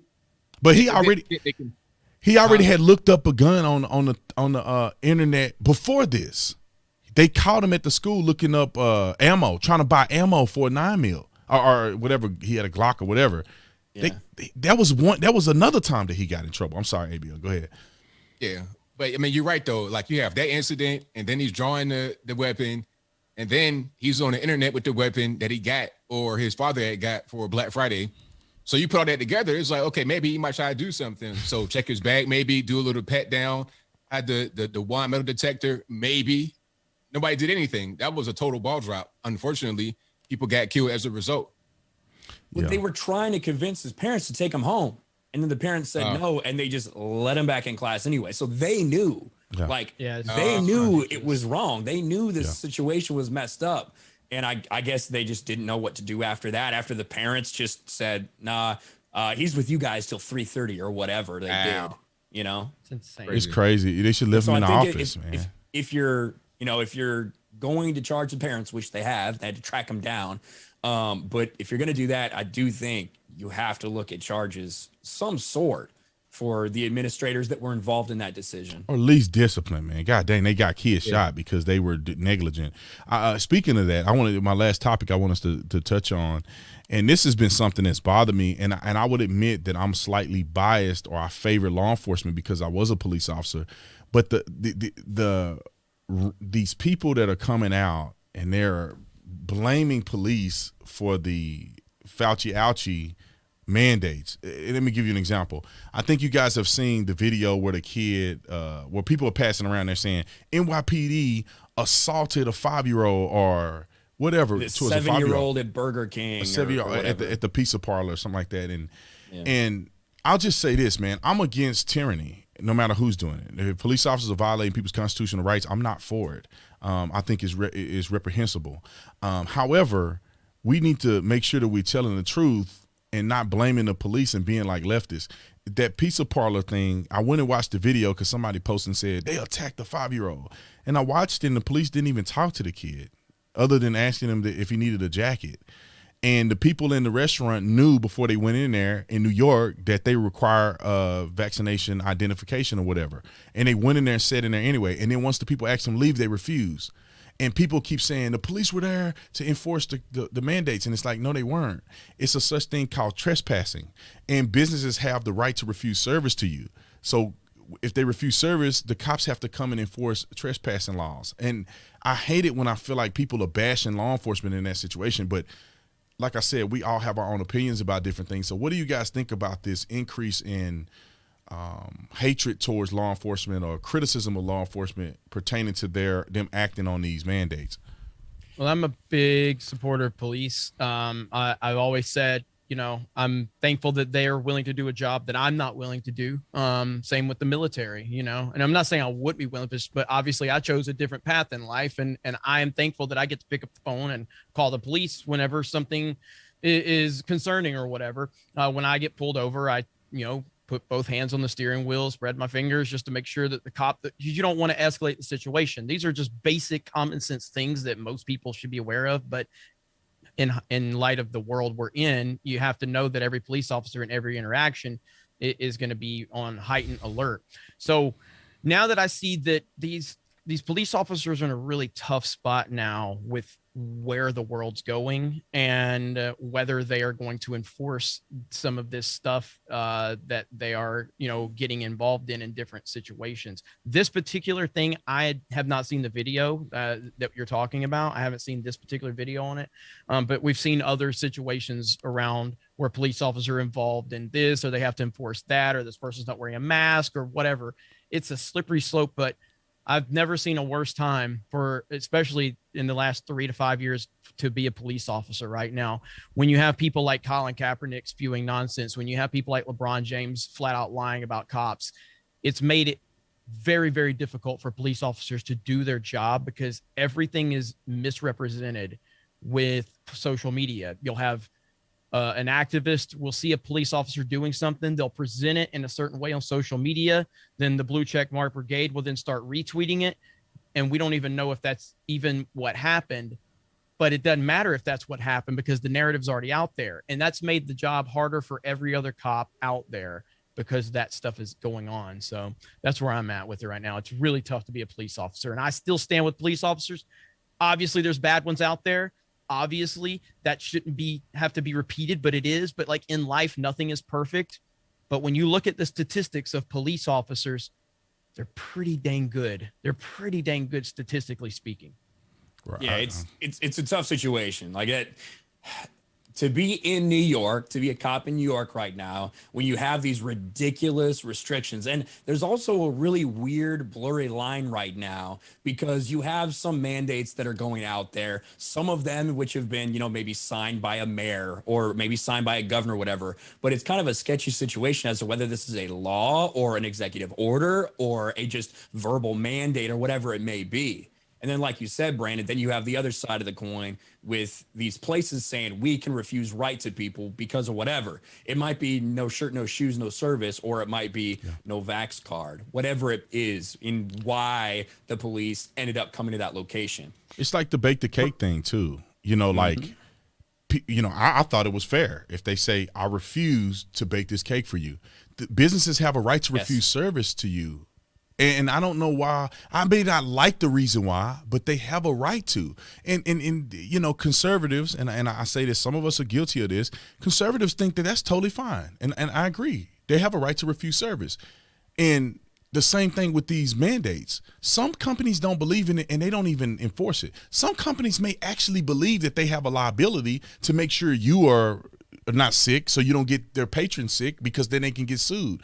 If that's what they want to apply to their business model, then let them do that. I mean, and if you find out that it's unconstitutional, that's not something that the police are gonna enforce. You have to take it to civil court, just like the cake situation. The police didn't show up in that instance and do anything. They took it to civil court and then they sued them for discrimination. And I think that the cake makers won. But it's the same thing. Yeah, and then they just had people come back the next day and they had to keep going to court over and over again. But I will say that what we've seen here we've got a couple examples, some viral videos. The one in the Burger King where you had the female cop that like rips the flag out of somebody's hand and throws it on the ground and stomps on it. Not a big fan of that. However, when you look at things that are happening in Germany, in Austria, in Australia, where you got people that are in a park that don't have a mask and they get tackled and thrown to the ground by the police. Absolutely insane. Right? Like that. I think that's where people see a lot of this stuff potentially going when you start to see things like this in a Burger King, in a Panera Bread. And I personally, like, if I was in that position and I was being asked to go do these things all over these vaccine mandates, I don't think I would be able to do it. I think that I would, come down to Florida and take Ron DeSantis' offer of people that are coming down and moving and coming to a place in Florida to get like $5,000 bonus or something like that, right? And I would, because it doesn't align with my values. Right. Regardless of whether it's trespassing or not, it doesn't align with my values. So if I was a police officer, I wouldn't be doing that. But let me say this and then I'll get you, ABL. Here's the thing. Like when I was a police officer, you have to be impartial, right? Because if a person going into a place and it says they say, well, you can't wear athletic gear in our restaurant. Some people may say, well, that's all I wear is athletic gear. Why are you discriminating against me? Because you're only doing it because I'm black. Some people say that's wrong, that restaurant wouldn't let them come in with tennis shoes on. It's a restaurant. It's open to the public. Some officers may feel like, oh, that's wrong. That's stupid that they're doing that. They shouldn't care what you wear into this restaurant. Some officers will say, no, you shouldn't wear athletic gear like they asked you to. And I think the same thing happens. I just think we're more sensitive about this vaccination thing, because the question is, do businesses have a legitimate reason to fear this? If it's the greatest invention in planet Earth and everybody would have died if it wasn't for it, according to President Trump, do businesses have a legitimate fear? And do businesses have a legitimate fear, or legitimacy to not enforce it? It's two sides to this. It's a very slippery slope. So as a police officer, you have to be impartial. You may say, I don't agree with the mandates. I don't. And I'm not arresting people for the mandate. The question is, did they ask you to leave? And are you refusing to leave for whatever reason they ask you to? And I think that for me, when I look at all these cases that are going on, there are probably some that are ridiculous, but the cases that I'm seeing is just that cops are saying, or the people are saying you leave and they refuse. And the cops are saying, well, you're going to get arrested for trespassing because that's the crime that you're committing. And in all of it, it's like, I don't think it's going towards tyranny, because the police aren't enforcing. They're not arresting people for masks. They're not arresting people for these non-lawful things. They're not arresting people for that. You understand what I'm saying? At least some of the ones I saw. That's not all of them, but go ahead. Now in New York, it's different than other parts of the country. Now, where I live in Chattanooga, Tennessee, the police chief got on TV and said, hey, we are not going to enforce mask mandates. Got on TV and said that, and he hasn't. So while there was a mask here in Hamilton County, there was no enforcement of it at all. So if you wanted to call the police talking about, oh, there's a guy here without the mask on, they're not going to show up. They're just not going to do it. Okay. Now in New York, it's different. In New York, somebody called the police. That's number one, because some people kind of like miss that part. They don't understand, they weren't just right there to arrest somebody for the mask or the vax violation.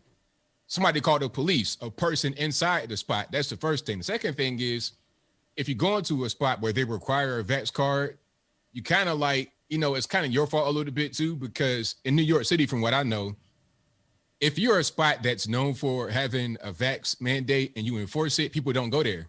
People are losing half of their business, 70% of their business, because nobody wants to go through that. You wouldn't have a vax mandate and enforce it. Okay, we're not going to go there. If you go to like Trump Tower and whatnot in New York City, there's vax mandate signs everywhere, but they don't enforce it. You see what I'm saying? I've been in Trump Tower since this happened, and you're 100% right. I walked right in. Nobody was checking anything. Right, correct. So it's up to the business whether you want to enforce it or not. All right. Right. But if you do enforce it, that's on the fault of the business. And if you go there knowing it, if you know it, then it's kind of your fault too. Although I think it's wrong and it shouldn't be going on. The way you can rebel against it, fight against it, is to not go there to begin with. However, a lot of the police around the country are simply not even playing along. They're just not. They got on TV and said it. Where I live, early on, like last year, we're not going to enforce a mask mandate. Don't call us. So Right. And where you live. Yeah, and this is, and I agree with you, and I think that people have to understand this. They go, they attack the 5-year-old. It's like, stop saying that. They didn't even talk to the 5-year-old. The 5-year-old was at a table with adults that they were speaking with. The kid just so happened to get up and go because his mama was standing off camera. So they didn't attack the 5-year-old. They didn't attack anybody. People are missing the point, and this is what makes me mad, because they're like, NYPD is wrong. It's like, the guy said they wanted you to present your thing. You don't have it, so they're asking you to leave. We don't want to do anything about this, but you need to leave the restaurant. If you leave, nothing happens. If you want to stay, are we going to have to arrest you for trespassing in their facility? So, and I keep going back to the law and the way it's applied. And I think because people are not police officers, they don't understand this. There's a lot of things that we don't agree with, as long as it's not killing anybody. You get what I'm saying? It's a lot of things we don't agree with. I don't agree with marijuana. You know what I'm saying? I'm like, I don't want to take a person to jail for marijuana. I think that's the dumbest thing. I later believed that when I became a police officer, but I don't have a choice in that. And some people will say, oh, it's a slippery slope. You know what I'm saying? Some people think marijuana should be legal. Some people think all drugs should be legal. Here's a question, though. Now, would you be like the cops in Australia where people are getting beat in the head for not wearing a mask in the park? Because, hey, you call the police and say, hey, there's a mask mandate in the park, so you guys got to go get them. And if they don't want to leave, right. Like, you know what I'm saying? There's a difference between a mask. There's a difference between a mask mandate in a public park than a place of business refusing service. That's right. That's two different things. So if you're out in the public, if you're a police officer, and I think that's what you were talking about for that jurisdiction, saying we're not going to enforce mask mandates. That means that if somebody, you're supposed to wear a mask outside, or supposed to wear a mask or whatever, we're not going to show up for a mask. You know what I'm saying? If you calling and saying, oh, this person don't have a mask on in here, we're not showing up and doing anything because it's not against the law. But if a person is refusing to leave a facility, and what do? You say, no, we're not going to enforce anything on these. They can just stay in your facility if they want to. If somebody's shooting up heroin in somebody's store and they say, hey, man, you need to leave, and they go, no. Cops say, I don't believe heroin should be illegal, so let them stay and shoot up heroin in your store. That's where I think the conflict is happening. I don't believe. Well, it's a matter of your particular, like, if I got my own business, right, is ABL shop. I'm in there selling hot dogs and hamburgers, right? There's a dude in there doing something I don't want him to do.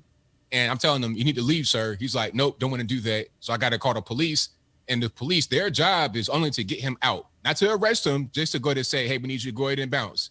And if you don't want to get out, then that's trespassing. But that's different than being arrested for a mask violation specifically. I see what you're saying. Exactly. Yeah. And there's nobody getting arrested for, at least it's impossible to arrest somebody for a mask mandate because that's not a law.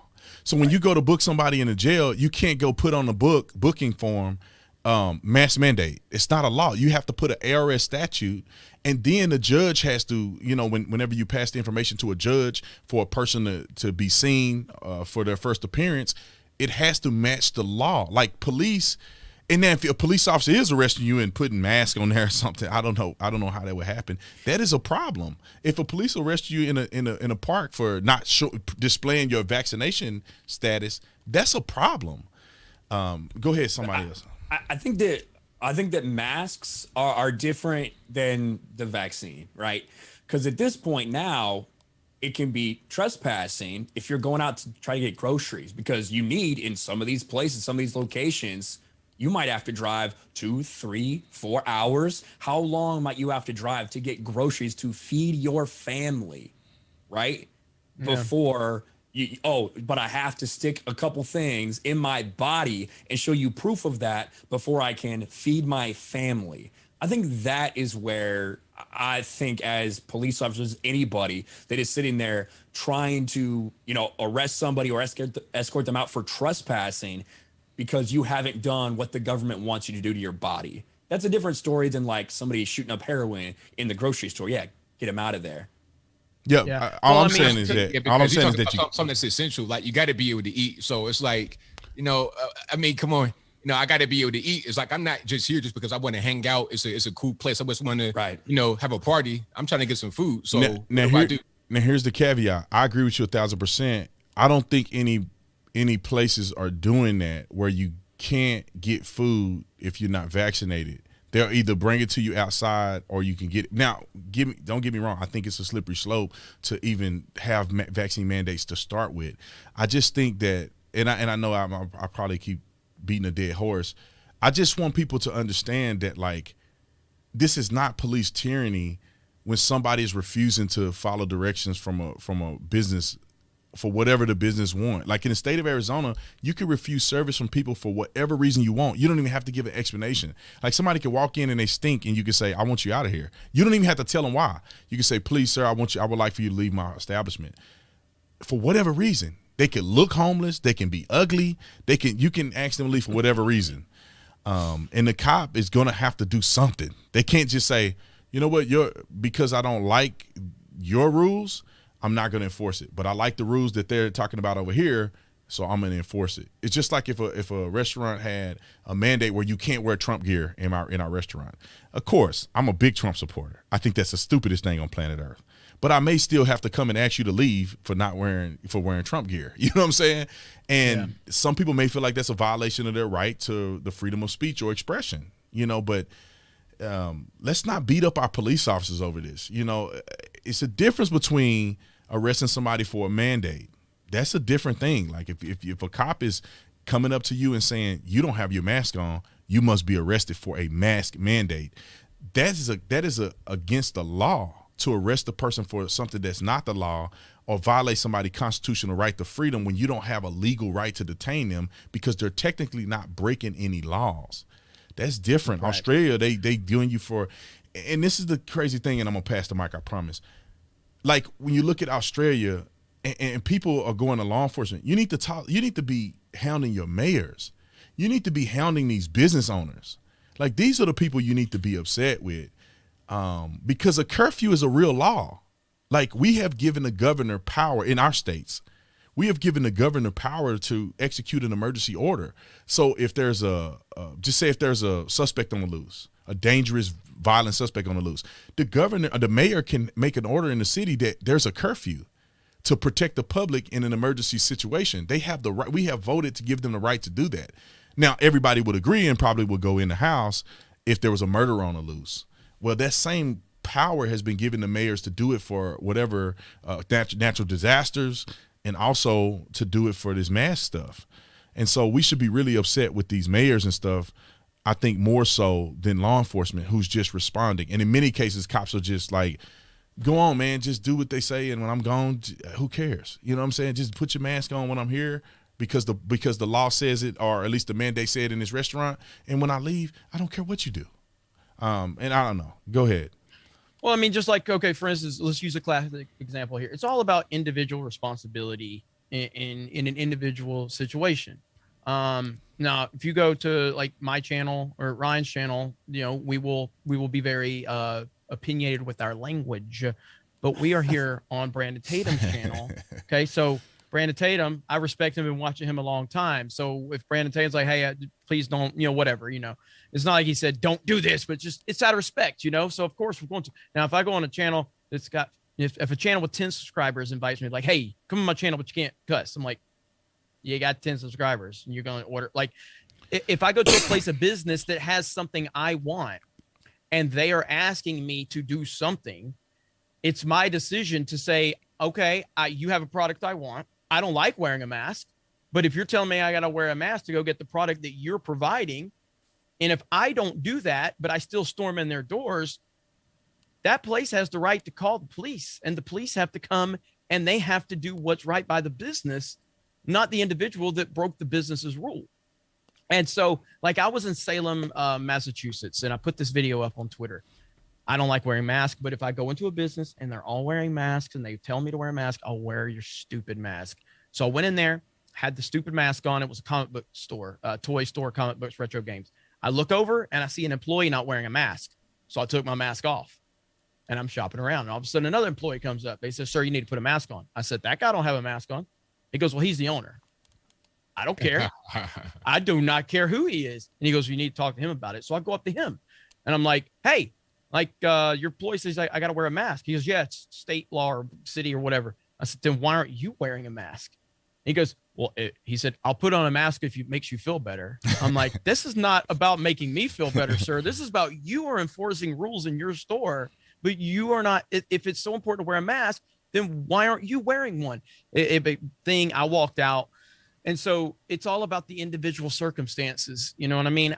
I will go into a business, like if it's and if I kind of scope and see other people's not wearing one, if I'm in another state, I'm not going to put a mask on. I'll force them to come up and tell me. But if they tell me, I'm not going to make a big deal of it. Right. And if you do make a big deal, it's like shirt, shoes required. Like I live on the beach. I don't live directly on the beach, but I'm from Florida. It's a beach town. There's areas on the beach right now that you go and you don't have to put a shirt or shoes on if you're on the beach. You walk into a restaurant, you eat. You don't have to have a shirt and shoes on if you're coming off the beach.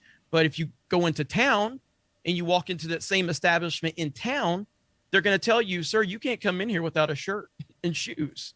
So you have to, individual ultimately has to make up their mind. If this business has a product I want, and that business is requiring me to do something like put a stupid mask on, it's up to you to make that decision. But if you break that rule, that's not the police's fault if they get called. So let's give this example. I want to give two examples. One is currently they have things in place where you can't bring a firearm.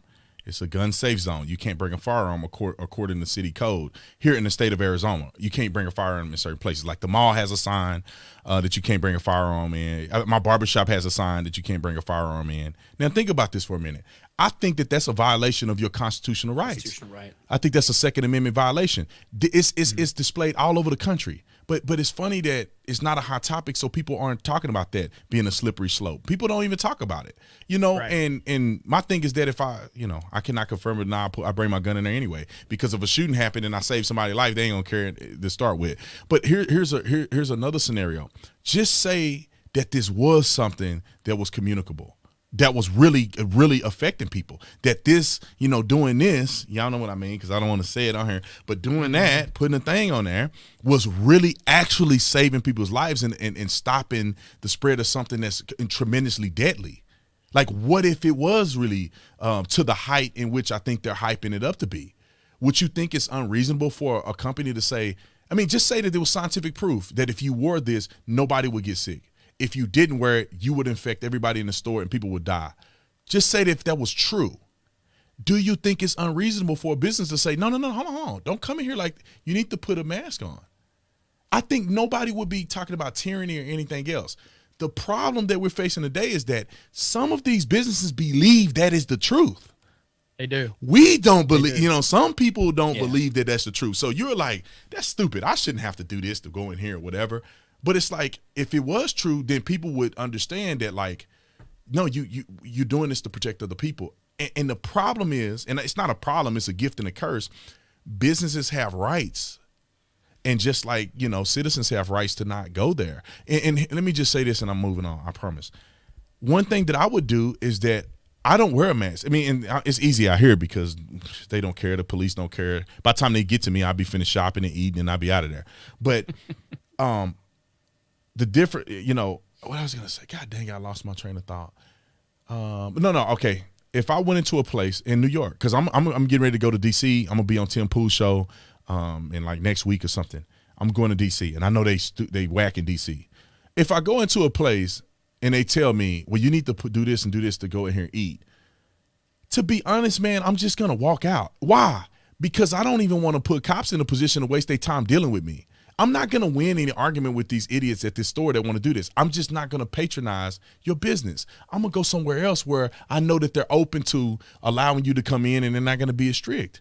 Because I know that cops shouldn't be wasting their time with this. I'm not going to waste their time. And even if I want to make a point, I will go in there, I'll tape record everybody and say, see what they doing here? This is not right. Yeah. This is bull crap. And then I'll leave. You know what I'm saying? Because I did the same thing in New York. I was in New York. And so there were places in New York, like restaurants, and they were like, you have to have your vaccine card. See you. Bye. But there also were places where nobody asked anything. And so we walked right in. So you just you support the places that are doing what you are wanting to support. And ultimately things will fall where they may.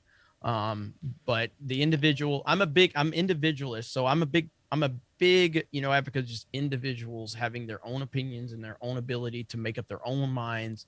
And then the greater, aspect of it will ultimately determine. So if these businesses keep losing money, then eventually they're going to change their ways. It's just like the NFL with all that kneeling crap. Like they were doing it for a little while, and then suddenly the ratings started tanking. And now guess what? We don't see any more of that virtue signaling. Very little now. Why? It didn't work for the NBA. Yeah, it didn't work for the NBA, but did they cure racism? No, they were losing their ratings. Or the buses, when Rosa Parks was like, I'm gonna sit wherever I want to sit on this bus, no matter what color I am. And then once they did that to her, they go, okay, black people, let's boycott riding buses. you think they changed it. After a while they say, oh, we have an epiphany. Yeah. Now I guess you can ride anywhere you want to because they're losing money. So that's our better approach, is not to get in conflict with the police and end up getting arrested and fighting them. That helps nothing. That helps nothing. That only gives the left ammunition to use against us. And then social media will definitely signal boost anything that can hurt that it helped the left narrative and hurt the right narrative. I will say this is, in terms of getting in conflict with police, I agree. However, I'm not going to be someone that is trying to cause a fuss and like trying to get people to kick me out and recording it. But I do think for a lot of us that live in normal places in America, it's hard for us to understand what people in New York and California or whatever are going through right now. And I do think it's kind of important to see and get that perspective that this is what they're doing. This is what you have to do to go to Panera Bread, to Burger King, to whatever, to the grocery store. I think it's important to get the message out there because half the country isn't experiencing this right now. And we need to coordinate. Like when you think about Martin Luther King, they did civil disobedience, right? They got arrested. They did sit-ins, but they organized. The problem with what I think I see going on is that they're one-offs. A person go in there, and then once they get caught and the people get mad at them, they complain and scream and video record everybody and intentionally bring their kids, 5-year-olds, to get kicked out so they can go viral. It's like, no, if you want to do a demonstration, do a demonstration. Have 50 or 60 people show up and everybody go and sit in the restaurant and say, look, you know what? We're going to sit here and protest you. And then let the police, arrest you, but don't complain about it. Like Martin Luther King, I don't remember him saying, the police officers are tyrannical. They were trying to prove a point, and they got arrested. They didn't fight. They didn't resist. They got arrested. They were proving a point. They weren't arguing with the police. They were just showing everybody that these laws are not right. They didn't say that the police were not enforcing laws or all this other stuff. They're saying this is not right that black people have to go through this. And people started to see it and say, you know what, that is not right. This don't look right that average citizens are being kicked out of these restaurants. And I feel like if you want to do it, do a demonstration. Don't bring your kids and try to go viral. And some people in the comment section, it bothers me when people say ignorant things like, they didn't have to attack a 5-year-old. Like, let's not be a leftist. Good people on both sides. Trump never said that. So there's a lot of stupid stuff Trump has said. Argue with the stuff that he said that's real, that's dumb. Don't argue with stuff he didn't say. And because then you kill your argument. We look like extremists when you're saying they attacked the 5-year-old, and anybody with a brainstem, go back and watch the video. And I encourage you guys, go back and watch the video. You'll see that the 5-year-old really didn't have nothing to do with it. Just somebody was just recording his behavior. The cops weren't even talking to him. They didn't even touch him. They didn't do nothing. He got up out of his seat, and people think the cops was talking to him. He just got out of the seat because he was trying to go to his mama. He was scared of what was going on, but let's make a real argument. Let's all make a real argument. If we see a police officer violating somebody's constitutional rights according to the law, put the video out there. Let's argue that. Let's talk about that. That's wrong. Yep. But let's not be superfluous and be like the left is doing and just making up stuff. I got to go and watch that Panera Bread one because just at face value, I was like, this is a situation where they asked him to leave and he refused. And then the cops had to be called. Police, can you show up? Dispatcher, units, 2 Adam 11-7, can you respond to a trespassing call? It probably took them 15 minutes to get there because that's priority to a trespassing call is 0. They show up. and they talk to the people, and then they record when they start getting jiggy. You know what I'm saying? 15 minutes later, now that they ask you to leave 100 times, and now you getting jiggy, and you know, and say it was doing what now? Say it was getting jiggy. Getting jiggy. That's what I call it. They getting jiggy with it. Bringing the Will Smith back. But anyway, let me let it go. Better days for Will Smith. The better days. Will Smith is one of those betas too. Good old days. You know, I don't know who's who's a bigger beta, Will Smith or Kanye West. I heard that Kanye West bought a house across the street from, I don't know if it's true or not. From Kim? I heard he bought a house across the street from Kim Kardashian.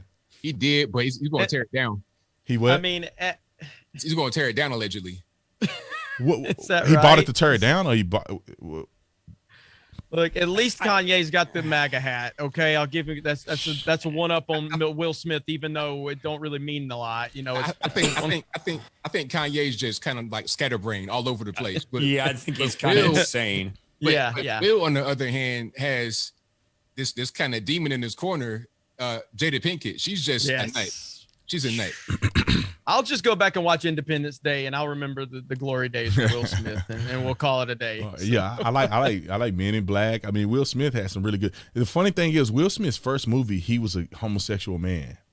I don't know if you guys seen it. It was crazy to me. What's the name of it? Probably not. I don't know. You got to Google it. You got to go back and Google Separation. it.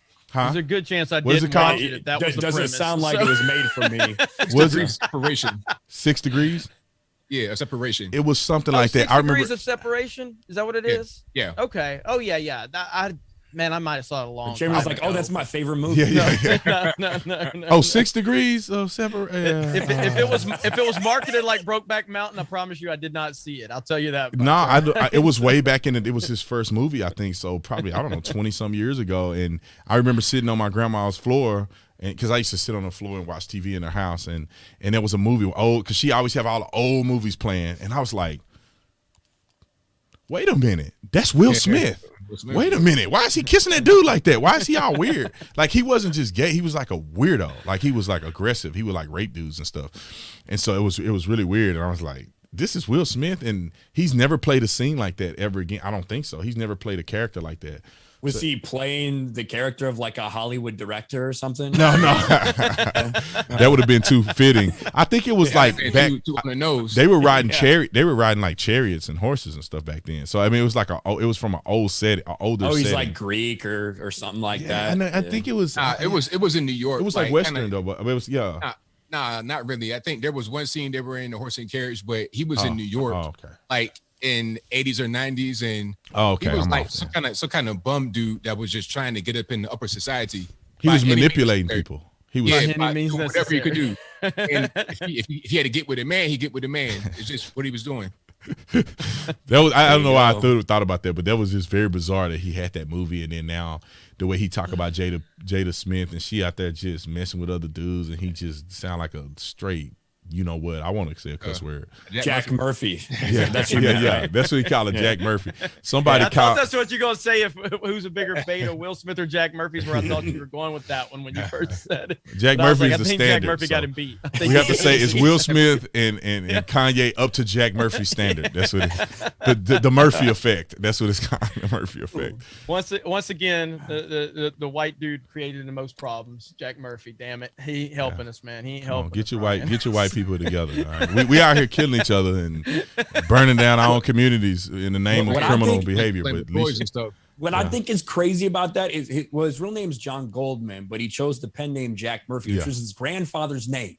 Oh. So this man used his grandfather's name to write about how he loves to get cucked and do all this other stuff. There's another thing in that article that we have not even, and I don't think we want to get too far, but he mentions something very like, he mentioned a chat. He said little girls, women. He said like women, married women, or men, little girls, and something else. And it's like he said he's tied up sex slaves, little girls, and he's something else. And to me, like at that point, like. We've all been in a situation like play sports, locker room talk, which is Trump made famous. And that's a real thing. Locker room talk's a real thing. I ain't never in my life. And I've heard the worst stuff imaginable said, whether that's in locker rooms or on an Xbox Live party playing Modern Warfare. I've heard the worst stuff.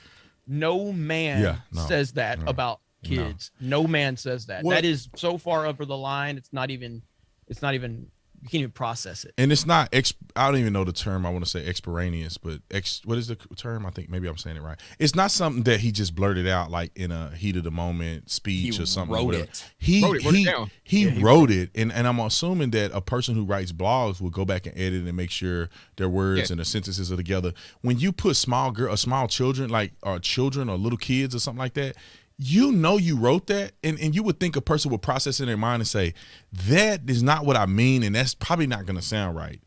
So let me use another term to describe this type of woman. Therefore, I don't incriminate myself, because you are admitting or alluding to a criminal act worthy of investigation. When you use a term like that, you're alluding to children or whatever he said, little girls or something like that. Little girls. And then Brandon, and then on Tim Pool, it was like 9 months ago, they were talking about something. I don't know how it came up, but he talked about how it's normal for men around his age to be attracted to women around 15 years old. That's what he said. I don't even know if that's scientific evidence, because I don't understand, like, for instance, why do you got to go to 15 when 18 is just right there? Like, yeah. And I think, there's probably a slight difference between a 15-year-old and 18-year-old, I think, visibly. Now they got these little girls dressing like, I can't say it. We were at the fair. Little girl got a whole stomach out. I wanted to get a belt and spank her and her mama. How dare you let your kid dress like a Instagram thought? And let them walk around like that. And I don't know how old these girls. I mean, of course they're little, but still, it's like, why are you letting them dress like 15-year-olds and they probably 12? But dude, 18 is like, this one thing I don't understand about people. There's a law. They have to be 18. And there are 18-year-olds that look very immature. There's 18-year-olds that are short and little, and you can create whatever fantasy you want with an 18-year-old.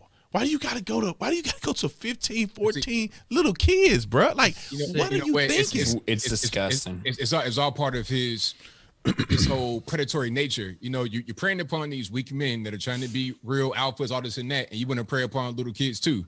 I have a 14-year-old niece, and when you talk to her, she sounds 14.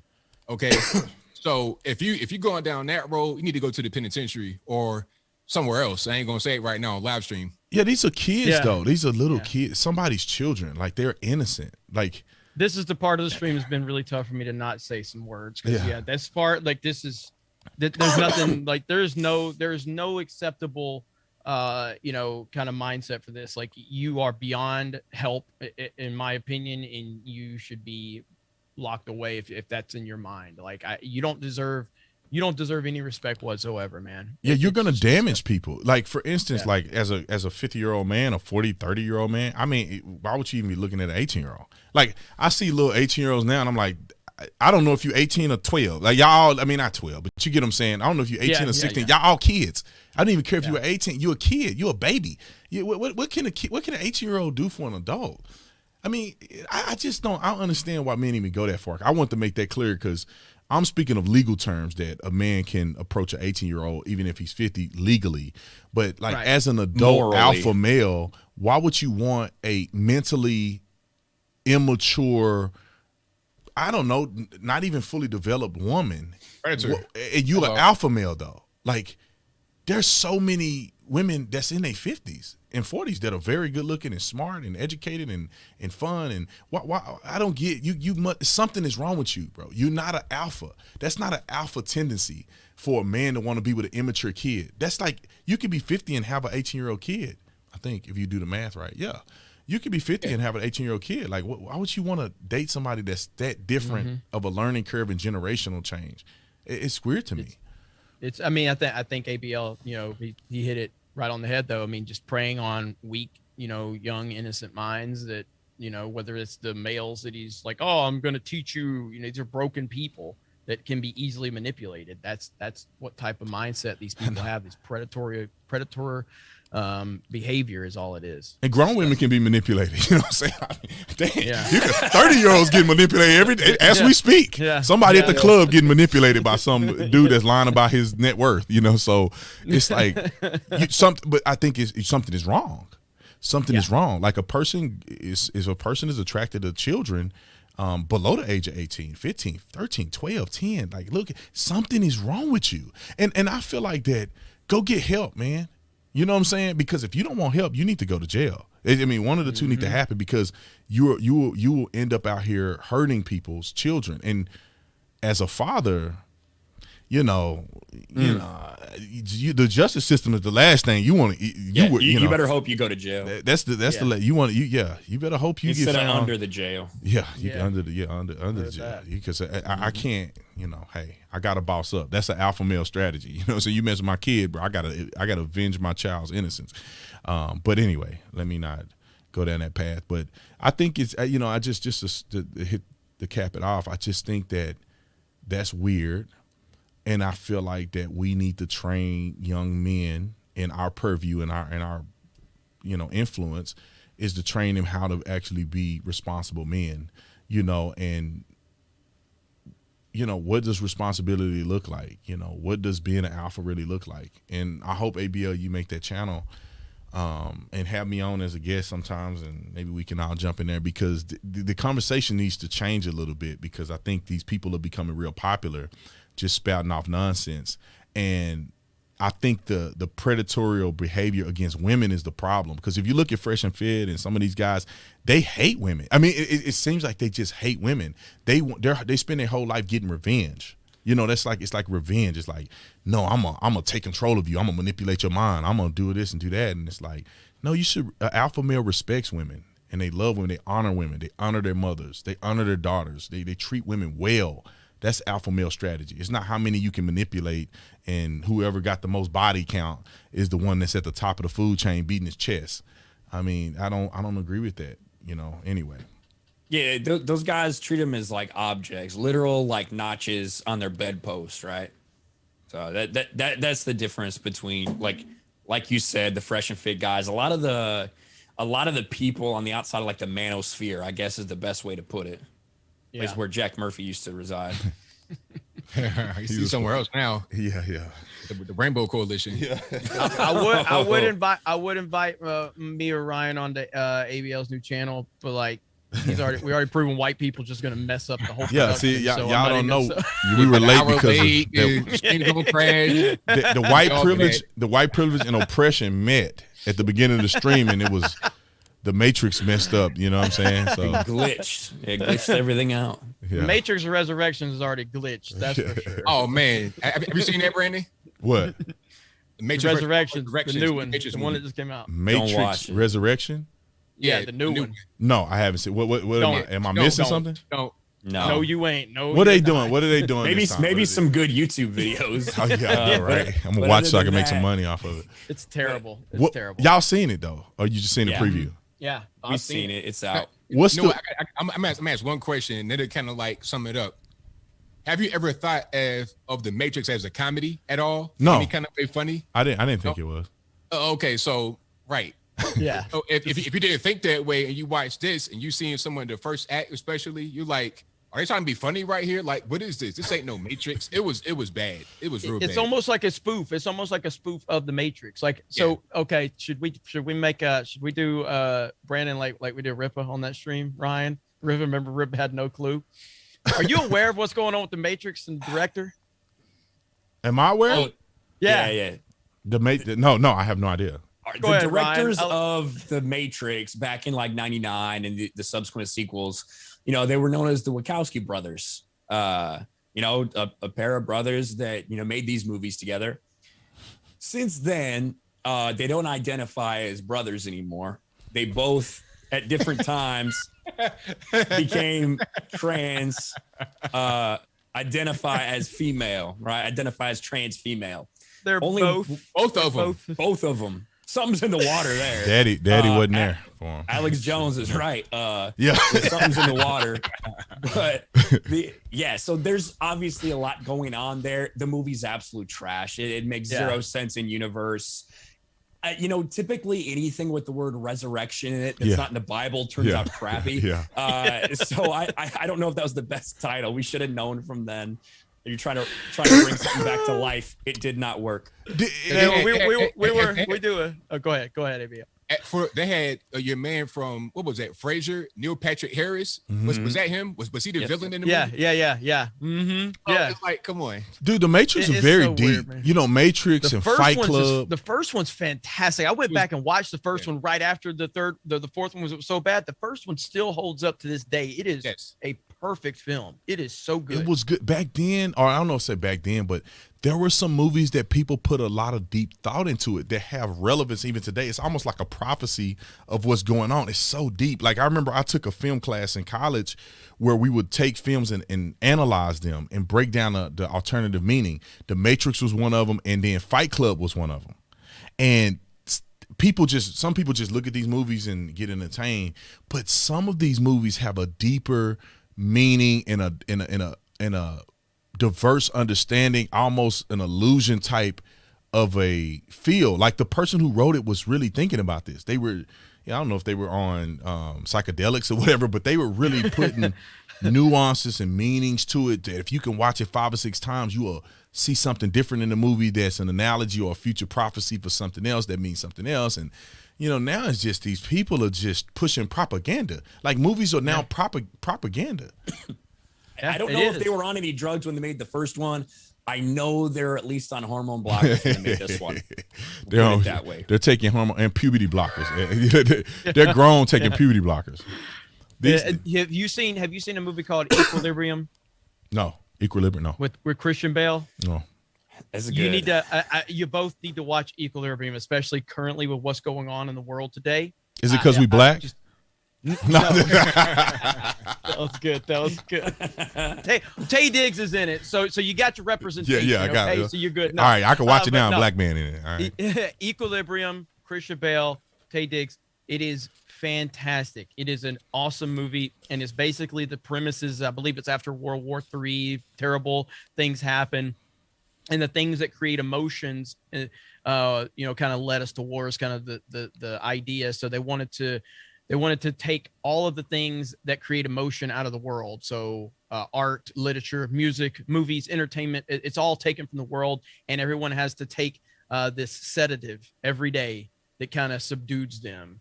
And that way you can't have any feel or sense. And so the world is basically just a bunch of zombies that keep shooting stuff in their body. And then there's, police officers involved that are carrying out the orders. There's a guy named Joe. I'm sorry. There's a guy named somebody else who's kind of running things. And it's got a lot of relevance to where we're at, but it's also just a fantastic action film. It was a low budget movie, but Christian Bale is legitimately like a martial artist in this movie. It's fantastic. They're basically ninjas with guns. Yeah. I promise you'll both love it. You got to check it out. You got people telling on each other if they don't get their jab. Yes. Yeah. That is interesting. There's a lot. Yes, there's a lot of relevance, dude. It's really good. But just understand it was a low budget, so like it still got good effects, but it's not. And it's what? It's like 2002 or something, man. Yeah. So, but it was like a more of an indie kind of film, but it's so damn good. It's on HBO. So dang good. Like the Manchurian Candidate. Y'all remember seeing that movie, The Manchurian Candidate? Mm-hmm. Yeah. With Denzel. With Denzel. That was a really good movie. What was the other movie where? That's an alpha male. Denzel Washington's an alpha male. I freaking love him. That's an alpha male. What movie was that one that that the white guy was like set to be the president? Always got to be about the white guy. Yeah, it was all the white guy. Y'all always messing up everybody. But it was a white guy, and they took him to the island, and they put a chip in his head. Remember that? And he was supposed to be the candidate, the president. That was Manchurian Candidate. That was Manchurian Candidate, right? Okay. Yeah. I'm confusing two movies. So Manchurian Candidate, there was another movie, and that was a good movie. And I think that has some relevance today. There was another movie Denzel was in where he was supposed to get a transplant for his son. John Q. Fantastic. But I'm gonna tell you the best Denzel movie. I'm gonna tell you right now, best Denzel Washington movie. Man on Fire. Yes. Really? Yes. Me and Ryan agree. I just knew you were gonna say that because I already said so many times. Okay. Yeah, Man on Fire is my favorite Denzel movie. Man on Fire. I've never seen. Woo. Like Denzel makes so many good movies. Yeah. Man. Second half of Man on Fire. That is peak Denzel right there, dude. Peak Denzel. Really? Man on Fire. I gotta watch this. Bone Collector with Denzel and Angelina Jolie, where Denzel's in a hospital bed because he plays a paralyzed guy the whole time. Yeah. That's an awesome What movie is that one? Bone Collector. Bone Collector? That's from like the 90s. There's another movie that he's in. I think it's him. He's in a movie where he is it's funny, a credit card company kind of used the scene from that movie and they did like a collab. But he was like, I think he can like tell the future. Deja Vu. No. It's another one. He's like this I want to call it the Eli. Huh? Book of Eli, right? What? Book of Eli? Yeah. No, not Book of Eli. I think this one is the Equalizer. Oh, that's him. Is that it? That's Equalizer. The Equalizer is Equalizer, but I don't remember him telling the future. I guess. Yeah, I don't remember the future. I think part. I think what happens, he could see, like he'll go into a room and he can see what's about to happen before it happened or something like that. Before he get ready to fight somebody, I think he can foresee it or something, and then he goes and I forget how it happens. If I could pull it up. Fallen. Chat, is that right? Go. Fallen. That's got like the spiritual element to it. That's got a lot of spiritual Book stuff. of Eli was like that too. Fallen. I think you're talking about Fallen. John Goodman was in it from Roseanne, the husband from Roseanne. No, that's not the one I'm talking about. Oh, okay. Okay. Denzel's just in too many good movies. He's just too many good movies. He's just too many good movies. And his speeches are good too, man. He gives speeches. Yes, but please watch Man on Fire, dude. I'm gonna watch American Gangster. I love American Gangster. Yeah, please watch Man on Fire. It is powerful, man. It's powerful. I think the next best actor, I would say black actor. It would be Cuba Gooding Jr. I think was one of the greatest actors. I hate that he messed up with these women and did all that crazy stuff. Man, when he did Boat Trip, I was done. I was out. Bro, Boat Trip, remember that one? Put some respect on Will Smith's name, though. Will Smith, okay, I give it to you. Will Smith is a tremendous actor, but Cuba Gooding Jr. I think is better than him. Cuba Gooding Jr. played Ben Carson in this movie. Cuba Gooding Jr. played in a movie called Man of Honor.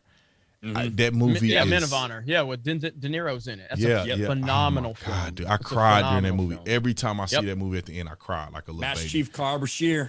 Yeah, memorized a lot of stuff of that. I kind of want to watch that again. It's been a long time since I saw Men. Man, when he comes up shaking at the end of it, after you put together the thing and he's in the freezing water, they cut his bag. It's a great one. Cuba seemed like he was on that kind of path to be like the next kind of Denzel, and then he started doing. Look, no disrespect, because I like Snow Dogs, okay, but that's not top tier, movie making, okay. Disney Snow Dogs. I like Snow Dogs, but Denzel ain't making Snow Dogs, okay. He ran out of scenes, man. It's kind of like Will Smith, though. It's like Will Smith has been in some awesome movies. He's been in some absolutely terrible movies. Hold on. How about Samuel L. Jackson? Let's not forget about Samuel L. Jackson. Samuel. Jackie Brown, Do the Right Thing, Gator, getting shot by the preacher. Snakes on a plane. Snakes on the plane. A Time to Kill, too. Hey, y'all remember the movie A Time to Kill? Oh yes, with Matthew McConaughey. And Samuel I love Jackson. that movie. And Samuel Jackson was in that. Dude, that movie is out of control. Yes, that movie's great. That's a fantastic film, actually. You guys need to see the sequel to Shaft that came out a couple years ago. I always use that as an argument about, how like when a movie comes out, if like the fans don't like it, they say the fans are racist because it has a black person in it. Yeah. So if you watch the sequel to Shaft, it's very much like I grew up watching movies like Menace to Society and Boys in the Hood. I was a big fan of Tupac, watching Juice and Poetic Justice. Okay. I love all these movies. So, like the left, they love to pretend how much they love black people, but they don't know anything about black culture. They know nothing about it. And so Shaft, if you watch it, it's very politically incorrect, but it's about a guy being like, it's kind of like in the hood a little bit, and it's talking about like that type of culture. Critics just destroyed it. You mean the original Shaft, or like the one that came out recently? The newer one, yeah. Like there was a sequel to the newer one that came out that Samuel L. Jackson, because there are two Shaft films, I think, with Samuel L. The sequel to that when it came out, I think it came out in 2019. If I'm not mistaken. It's funny. It's really funny. And it's really kind of like takes a shot at like, you know, beta males and stuff like that. It makes a lot of like legitimate jokes, not these PC jokes. And the critics hated it. So I always go on my channel and I say the critics hate black people because Shaft it was an all black cast. It was a black director and the critics gave it a bad score. They must hate black representation in movies. Yet the fans, if you look at the fans, it has like a 95% on Rotten Tomatoes from the fans, you know? It's amazing how that works. But they don't even, you know, yeah. But you guys should check that one out. It's good. Yeah, I agree. It was something else I was gonna say. Then I flashed the freaking background on the thing. But anyway, I'm trying to pull back up the YouTube. I think it's this one. There we go. But y'all can't see it, but I can see it. I was trying to pull up the YouTube so I can see what the status was on it. But anyway, okay. Yeah, no, I think it's funny that that we brought up the movie thing, and some of these guys are tremendous actors. I have to say, who is your favorite comedian actor? Because first of all, I feel like Tupac is very underrated as an actor. Like if he would have lived longer, I think he would have done a lot better. Because he would have been top tier if he would have. Killed it. Go back to Juice. Juice was incredible in Juice. I couldn't see him the same after that. Trained actor. That was his whole thing. He was an actor in general. Before, he was a trained actor before he really got, you know, well known. He did a lot of you know, school and things like that. But who's your favorite comedian actor? Like a comedian that's in movies. It's tough these days. Hard because Will Ferrell's number one for me. I feel like Will Ferrell's very like hit or miss for me. Yeah. For a while, what Adam Sandler did, like Adam Sandler stretching movies, and then all of a sudden it was just the worst thing in the world. Absolutely fell off a cliff. But like you go back and that stretch in like the late 90s, early 2000s era with Adam Sandler, holy cow, I could go watch those all day long. I will never ever right now. Even still, Jim Carrey. I mean, Ace Ventura. Yeah. Like I can quote some of those scenes. Like the funniest thing I ever seen was that Rhino when he was hot in the desert. He had to come out. That every time I see it, I die laughing every single time. In that movie Dumb and Dumber too, I think that was funny too. What Jim Carrey in Dumb and Dumber? Yes. Classics. I mean, honestly, look, I'm gonna lose credibility here. I don't care. No. I still love Adam Sandler. I don't love every one of them. There's some really bad ones, but there's some really good ones that a lot of people call bad. Like just go with it. It's one that he gets roasted for. It's got Jennifer Aniston in it. I think the movie's funny. I like the movie Blended with Drew Barrymore. You're a big Jack and Jill fan, huh? So that movie sucks. All right, that movie sucks. But like even the Grown-Ups, I like the Grown-Ups movies. Like I know they're not good, and maybe it's because he made Happy Gilmore. But the man that made Happy Gilmore will always be a legend in my eyes. I don't care what he does, unless he goes full pro Biden. I will never ever hate on, you know, Adam Sandler. I just can't do it. I love Adam Sandler, dude. People sleeping on John Witherspoon. I think John Witherspoon was a pretty funny comedian. I think he was. I don't know if he was ever a comedian. Did John Witherspoon do stand up? I just only remember from the movies. Like, he was on stage like back in the 70s with Richard Pryor and people like that. Oh, he was old school, but he was so funny. He was so funny to me. Like, and Martin Lawrence too was like. Martin was great. Martin Lawrence is. I think he don't get credit too because when he did the show Martin, dude, that was the funniest show that he played. He played all the actors there. You know, he played all of them. Sinead, Nate, everybody. He played everybody. You know, and I thought that was. That was amazing. Jerome, all of them. Jerome. What was the karate dude, man? I forgot who he was. Dragonfly Jones? Yeah, something like that, bro. He was killing me. And Chris Farley was a legend back in the day. You know, love Chris Farley. Him on SNL was gold. Oh man, and Tommy Boy, fat guy, and a little yes. And comedy is just it's gone so far downhill. Yeah. You know, it doesn't matter if it's stand up, it doesn't matter if it's movies, it doesn't matter something like SNL. Like all this stuff is just so trash for the most part because identity politics had just completely taken over entertainment. Robin Williams.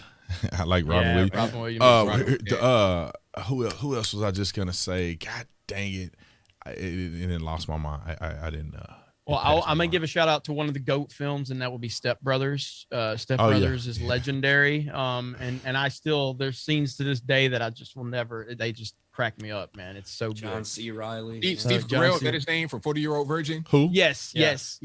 Yeah, Steve Carell. The Office is one of my favorite go-to TV shows. Like I could just watch that and put it on like all day. The brilliance of The Office is just out of control. It's just I don't know who thought how to do the camera angles and stuff, but that's one of the funniest shows. As far as TV shows, the best, the funniest, in my opinion, Curb Your Enthusiasm, HBO with Larry David.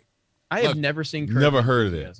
Excuse me? You never heard of that, Brandon? Holy what is it? I thought I was going to get That's a legendary show. I've never seen it, but yeah, I've seen a little bit of it, but I never really got into it. ABL's like, what? I was you can't be friends no more. Curb is hilarious. Like I enjoy dry humor. If you couldn't tell, I enjoy dry humor. Yeah. So, ABL's like, we need better white people. If y'all ain't seen Curb, come on. Oh, you know a show that my wife loved. God dang it, I can't think of it, man. My memory is bad. Frasier. That's what it was. Okay, Frasier. My wife loved Frasier, and I was like, "You Frasier?" I watched Frasier one time, and I couldn't believe I died laughing almost every episode of Frasier. I thought it was one of the funniest shows I've ever seen. But I guess that's I'm gonna have the chat turn on me right now. I like Friends. I know. I never watched Friends about 1 second of Friends. Friends. Hey, Murray. That's not a Murphy effect. Murphy effect is coming Friends, I tried to watch it. I was like, I don't understand what's happening. I don't get it. I'm not connected. That's the white man's. When anybody asks what's white culture, that's not a thing. Just be like Friends. Yeah. That's the same thing with Frasier. That's like the same thing with Frasier. Like I grew up watching Martin. I had no idea what Frasier was, and then my wife showed me Frasier, and I was like, this was pretty funny. I think I would have found this to be funny when I was young. We only watched like the black shows. So the agreement today was Brandon hit me up and he's like, look, man, he said, I said some stuff about Trump. I need you to take the heat off of me. So, a few hours in, if you can tell everybody you like Friends, they'll all forget that I said anything bad about Trump. And the chat has completely turned on. So you're welcome, Brandon. You're welcome, Brandon. They're going to forget everything I've ever said. Thank you. You have hit the Control-Alt-Delete button for me. You know what I'm saying? I've seen every single episode of Friends, and I think it's fine. You know, I don't think it's like one of the greatest things of all time, but God, those guys were getting paid so much money, $1 million an episode by the end of that. Everybody was the top person. Oh yeah, six of them, six of them, $1 million an episode in that like final season. I mean, if you really want to talk about white people, Trailer Park Boys, okay? Yes. Trailer Park Boys is GOAT, all right? Trailer Park Boys. I just recently got. What is that? I never heard of that. You know, the funny part is that I was born in West Virginia. Like I was born in a trailer. My dad had a trailer and brought it from West Virginia on the truck. So I should have seen that, but I didn't. I never heard that show. I've never heard it. Canada. It's set in Canada. I just redeemed myself in the chat, though. I just redeemed myself in the chat. Yeah, I got him back. I got him back. No, so I just recently got turned on to Trailer Park Boys. It is so funny. It is so low budget and it's so on point. It's really good. It's on Netflix. It's on. I mean, there's so much. There's like I gotta watch. There's so many seasons of Trailer Park Boys and movies, but yeah. I mean, it's great. It's I have to say, cartoon. What's your favorite funny cartoon? I think I don't know. South Park is pretty far up there, man. South Park, of course, that's a classic. Because Simpsons are funny too, but South Park is like on another level. I don't know why I never got fully into the comedic cartoons, but I mean, I was a big Beavis and Butthead fan. Oh yeah, I forgot about Beavis and Butthead. I love Beavis and Butthead. I never really watched like Family Guy or anything like that. I never watched any of those. But Beavis and Butthead was amazing back in the day, and I can still laugh at Beavis and Butthead to this day. My daddy and I used to put my shirt over my head like Butthead or Beavis. Beavis, Cornholio. Cornholio, I need TV for me mango. Dude, I used to love that show. I used to watch it every day. And back in the day, our cable used to have channel 99, the box or whatever. It was like when music played 24 hours a day. And then like, I think the channel over was Beavis and Butthead. Me and my brother used to watch it all night long, just laughing at them. Now I have seen South Park though. South Park is fantastic. They stayed so consistent over like 20 years. They still funny. Yeah. Even with the pandemic series, they still funny. And they're constantly talking. They're constantly taking shots at both sides. And that's why it has remained so funny and relevant, because they're not afraid to go after everybody and anything. Have you guys ever seen this show? And I know y'all probably haven't. My wife thinks it's the stupidest show ever. My Mama Named Me Sheriff. Y'all haven't seen My Mama Named Me Sheriff? No. Bruh. Bruh. I don't know how I got on it's like on Adult Swim or whatever. I don't know. I think I saw it on YouTube. It's a sheriff, and he's the dumbest, ditziest, retarded sheriff you could ever imagine a man. And like he's like a mama's boy, but he a grown man, you know, and it's almost like South Park. He just does the cringiest stuff. He's so, goofy. And I think because I'm a police officer, it just makes it funnier that he's the sheriff and he's the goofiest dude on planet Earth. But anyway, so people in the comment section, if y'all want to see something funny, go watch. And then let me know if you watch it, if it was funny. My wife thinks it's the stupidest cartoon ever known to man. So do you like dumb parody cop shows like when Reno 911 was going and stuff like that? Was that funny to you? I never watched it. I never saw it. I never saw it. Because I think back when I was a cop, I never really watched cop stuff. Like I had enough of being a cop. So I never watched Cops. I never watched Police 360. And I never watched any parodies about cops. I just never did. But I don't know. If I watched it now, maybe what I think is funny. It's got to be realistic, though. It can't be like too fake. You know what I'm saying? Like some of these shows that are like cop shows, like real like TV shows about police officers, investigations, and I watch it for 5 minutes and I'm like, that's not true. You can't even do it. You can't arrest a person for that. They didn't arrest them. This is not what the detective unit looks like. You know, they make up all these little scenarios and stuff, but I don't know. I could be. I watched the show back in the day. And whenever I get called a racist by these left wing people, I was like, you ever heard of a show called Out All Night on BET? One season had Patti LaBelle in it, had Vivica A. Fox before she was in Independence Day. Yeah, before she was in that. Dwayne Martin, who was also in Above the Rim with Tupac. And they don't know nothing about it. I think only one. But I used to watch it. It was on BET. I don't even know nothing about it. I was allowed to watch BET as a white person. See, I got more black cred than Brandon. You do. I ain't gonna lie. I ain't never watched that. No. Jeremy has never seen that shit. That stuff. I was really close on that one. Put it in his car. Yeah. He went to Wikipedia and found some obscure thing no one's ever watched before. The show that's been dead for a long. Out on it. He's gonna ask a real black person and gonna be like, they canceled that show after half a season. No, it was one season. It was like it was one season. It was a nightclub scenario. They worked at a nightclub. I'm sure that's what it said in the first paragraph of Wikipedia article. Because when I saw the trailer for Above the Rim and Dwayne Martin, who was in that show, was playing basketball, I was like, what? Dude's playing basketball now? But yeah. The real question is, have you ever watched 106 in Park? Yes. Because Eminem said something about 106 in Park. So I was about to say that he responded slow. No, Ryan didn't. But I watched 106 in Park back in the day. I used to watch BET a lot because back in the day I was really big into Tupac and the whole East Coast West Coast thing was going on. And black women. So I was really he dated black women at the time. That's what it really was. I did not actually. I did not. But I was like, so I was big into rap music. So I remember the first time I got the Snoop Dogg's Doggy Style CD.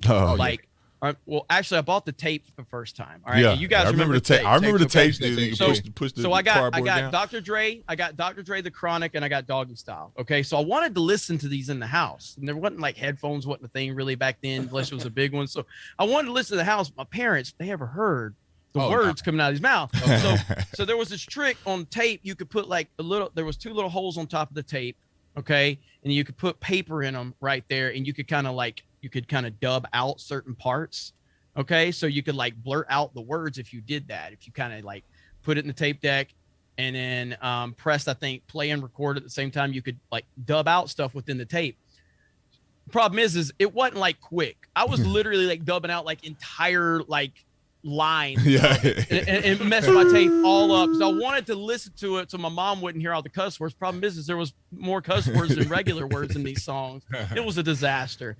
And I was so nervous when I got it because I'm like, am I allowed, like as a white person, am I allowed to own a Snoop Dogg CD or tape? Like I didn't know.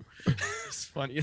That is hilarious. I wonder what it's like being white. Like I'm just saying, like, there are certain rules. Like I never thought about anything when it comes to hip hop music. You know, if you don't have Dr. Dre's thing, you ain't black. You know what I'm saying? So I wonder, or Snoop Dogg's track, or Pac or Biggie, or I wonder what it's like. I mean, do you listen to rap music a lot? Not now. I used to. I went through now. Like from 2004 to 2006. That's like basically all I listened to. But when they say the N-word, do you turn it down in the car or do you just blast it? Oh no, I turn it up. So you blast it. Have you ever blast it? Have you ever seen? You've never seen Office Space, have you? Oh, right, that's another white culture movie. There's a guy. So there's this guy in the movie. Okay, he's a nerdy white dude. He's nerdy as he can be. All right, and his name is Michael Bolton. All right, so he gets really mad when people are like, they like Michael Bolton. Oh, and he gets really mad about it. But anyway, the opening scene, he's in a car. All right, he's got his shirt and tie on, short sleeve shirt, just as nerdy as can be. But he's listening to a rap song and he's just like jamming out, like talking like this. And then there's a black guy, so he's at a red light in his car. He's jamming out to rap music. And there's a black guy standing on the corner selling, I don't know, newspapers or flowers or something. And he sees this black guy like, hey, the guy's like waving whatever he's trying to sell. And you see this Michael Bolton guy, he turns the music down real low. And then he puts his hand over the door and locks his door. And then he's kind of looking at the side of his eyes. The black guy walks by and then the black guy disappears and he turns the music back up. And he starts jamming out again. It's so funny. I got to see that. That'll be hilarious. It's so good. It's so good. But what was the original question about rap music? Do you turn it down? Do you listen to it and do you like? Do I turn it down? When people say, "Hey, you ever said the N-word?" Yeah, I listen to Tupac and I rap his lyrics. Yeah, so there yes, you go.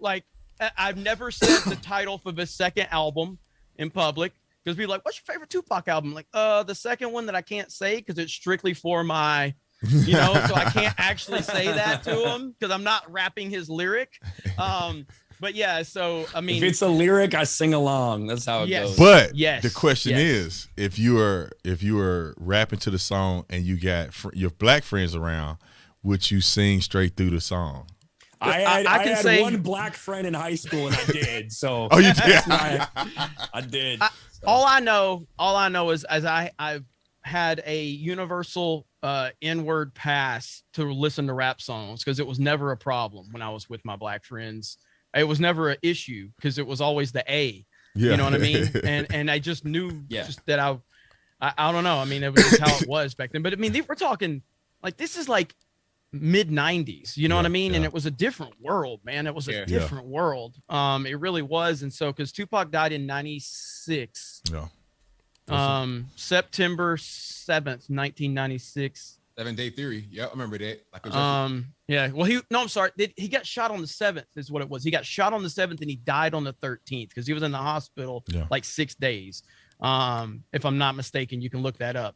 But yeah, so that was like the mid 90s. It was just a different world back then, man. It really was. Hell, it was a different world 2 years ago compared to where we're at now. Yeah, no, 100%. I didn't have any. I know this sounds super racist, but like I didn't have any white friends. When I was younger, we had white friends, Dustin and Derek, and they were poor, and we used to give them our hand-me-down clothes.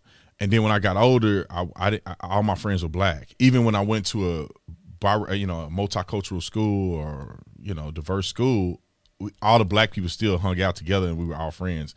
Only time you had like a white friend was if they played sports with you on the sports teams. And then in high school, I went to an all-black school where there was no white people. Except maybe a couple teachers. So I had no white friends growing up. So I never really I never really listened to Tupac or something and had my white friend rapping along with me. You know what I'm saying? So I never knew. I'm like, do they say I've told this story. So I've told this story many times. I played basketball a lot growing up. I've been physically removed off basketball courts because of the color of my skin. Really? In Montgomery, Alabama.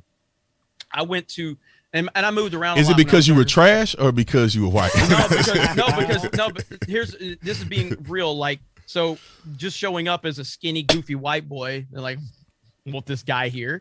And I would have to earn the respect, which I honestly don't have a problem with that. No. Like, you know what I mean? Like you have to earn, and I earned my way onto it, but like moved around a lot when I was younger because my dad was in business and then he, sold his business and we kind of bounced around a lot. So my first day in school, it was in Montgomery, Alabama. I was wearing Jordans. I walked in with brand new Jordans. I got jumped. and they took my shoes, and I had to walk to the principal's office barefooted. And then they came and found me right before I got to the principal's office, and they were like, "Hey, we just want to look at them, man. We want to try them on. Take them back, but don't say nothing." And I was like, it was terrible. Like, it was rough for a little while, but then once you kind of prove yourself in terms of just showing them that you're cool or whatever, like it's a different, it was just a different, it was a territorial thing. You know what I mean? And it was just how it was. And I tell that story because people are like, "Oh, racism. You don't know racism." Like, what? Yeah, I do.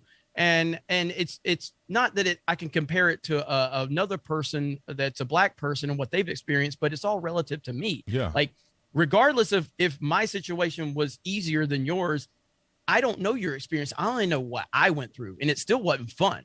And all I can do is say it wasn't fun for me, and it sucked.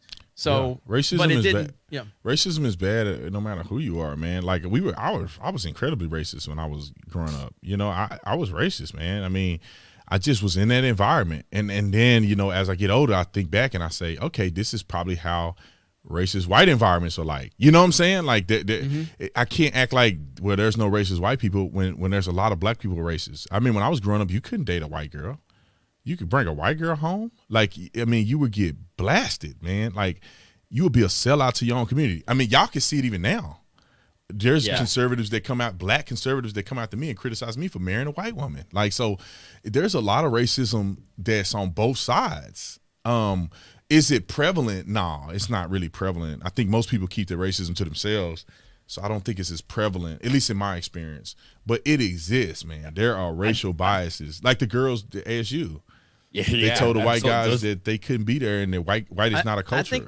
I think the biggest problem with racism right now is white leftists. That's what I think the biggest problem is right now. Because they've always been the biggest problem, though. Yeah. Like, I'm sure you guys have dealt with it because we've seen it. You guys are two black guys that actually don't line up with the narrative, and they hate that more than anything. Yeah. Oh boy. Black Lives Matter until they disagree. Right. And then suddenly, and it's disgusting. It really is. Just like we're always, whenever we do, like, if there's because we have a lot of, different people. We have women and black people and people that are from different parts of the world on the Geeks and Gamers team. And whenever they point out, like, we got LGBT members on the team, because I don't really, Uche's on the team, who's former NFL football player. Go look at his Twitter feed if you think we're a right-wing echo chamber. Because I always cringe when he tweets, because he tweets his leftist BS. And but that's part of what we have here. But whenever you point that out, they're like, "Oh, you have a black friend." And like, but you said I'm racist. Yeah, of course I'm going to point out I have a black friend if you accuse me of being racist. Yeah, because race. Say, go ahead. Go ahead. Or we have women. You're like, well, we have women on the team that are integral parts of Geeks and Gamers. Oh, so you're not sexist because you have a woman on the team? Yeah, that's kind of how it works. It's the definition. Like, if I'm a racist, then I don't like any black people. Like, what are you saying? If I'm like, some people say, "Oh, this person's a white supremacist." Like, white supremacists don't like black people. They don't think that black people are on the same level as them. So why would you add them into your community and be an intricate part of your community if you hate them? Like, it's like what definition do we have for racism today? I guess racism don't actually mean racism. Like, racism mean that you could be racist and still marry the person that you're racist against. Like, I mean, what sense does that make? Racism, bigotry, transphobia, all these words have completely lost their meaning. Yeah. Bad guy in World War II. That none of that stuff means anything now, because it's been assigned to people who you see as your enemies, right? Yep. And regardless of what they actually believe or what you feel like they actually believe, you're just going to try to put that label on them, to put something dirty on them. Even black people. Larry Elder, the white, what was he? The black face of white supremacy. Yeah. Larry Elder. That's true. So now they add other stuff. You could be a white supremacist, but if you black, you're the black face of white supremacy. You know what I'm saying? It's like my favorite. Look how Candace Owens gets treated. Yeah. Oh my! Did you see what they said about when they compared Sage Steele to Candace Owens? That article. There was an article that came out. I think it was from Deadspin, and it's like Sage Steele is the black Candace Owens. So they're taking like a low-key shot, obviously, at Candace Owens in that article where they're, crapping on Sage Steele. So it's just disgusting. Again, people that don't fit the narrative, they don't see them as part of that group of people. That's disgusting. The irony is so funny to me, because I did a video on PragerU where I speak about white privilege being mythical to me as a black man in America. And I just gave my experiences. The funny thing is Snopes, it's Snopes, I think. Yeah, I said Snoop. It's definitely not Snoops. Maybe Snoop Dogg got a website. Yeah, you got up in your head there. But Snopes wrote an article. And the funny thing is the guy who rebutted me was a white liberal telling me that my experiences as a black man is not true. And that she's fact checking me about being black. It's like, what's the irony of me saying white supremacy or white privilege is a myth? Me explaining my own personal experiences and giving valid evidence through research. And the person who rebuts me is not another black man that can give a black experience. It's a white guy telling me that I don't know what it's like to be black in America. It's the white liberal. It's always been the white liberal. Malcolm X spoke about it. The Jim Crow South was Democrats, the white liberals. That's who have always been the problem to everybody, not just black people, but black people, white people, the working class. I mean, they've always been a problem, in my opinion. But anyway, I know we could talk all night. ABL, it's like almost 11 your time, almost midnight. Yeah, you in Florida. It's almost midnight. You're in Eastern time. Are you on Eastern ABL? Yeah, like if you go like you're on that right half of Tennessee. You're on there. Okay, yeah, because you're in you said Chattanooga, right? Yeah, so if I go like an hour west, then it's central. Oh, okay. Because I'm central. Because I'm central because I'm in the Panhandle, so I'm like I'm in Pensacola. He's basically still in Alabama. I'm lower Alabama, baby. Roll Tide. I'm lower Alabama. I'm in Orlando, so I'm like Georgia essentially. So I'm like 90 minutes from Marietta, Georgia, like Atlanta. Okay. So I'm like right there. Yeah. Okay. Yep. Yeah, because everybody thinks when they hear Florida, they're like, oh, okay, you're Eastern. Like, nope, I'm actually still Central. So that's funny. That's funny that Tennessee has 2 time zones. I didn't even know that because I was in Tennessee one time and I was like, oh yeah, it's Central. It's Central. I thought it was Eastern. And then one time I was there, it was Central. I was like, how's this possible? I was born. I was raised in Alabama. It's like Phoenix City, Alabama. Are you familiar with that? ABL, Phoenix City, Alabama. It's like right there with Columbus. Georgia, Phoenix City, Alabama. It's like right there on the border. There's literally you could literally go to the store and you could be in a different time zone in that area. It was crazy.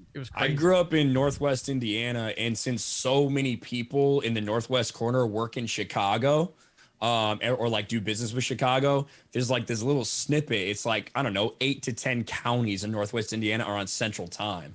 Wow. And that's like where my dad was, and my mom was a couple counties over. It was Eastern, so I was constantly switching back and forth my entire childhood. Yeah, that's crazy, man. But hey, we've been on here for a while, and I appreciate everybody that super chatted.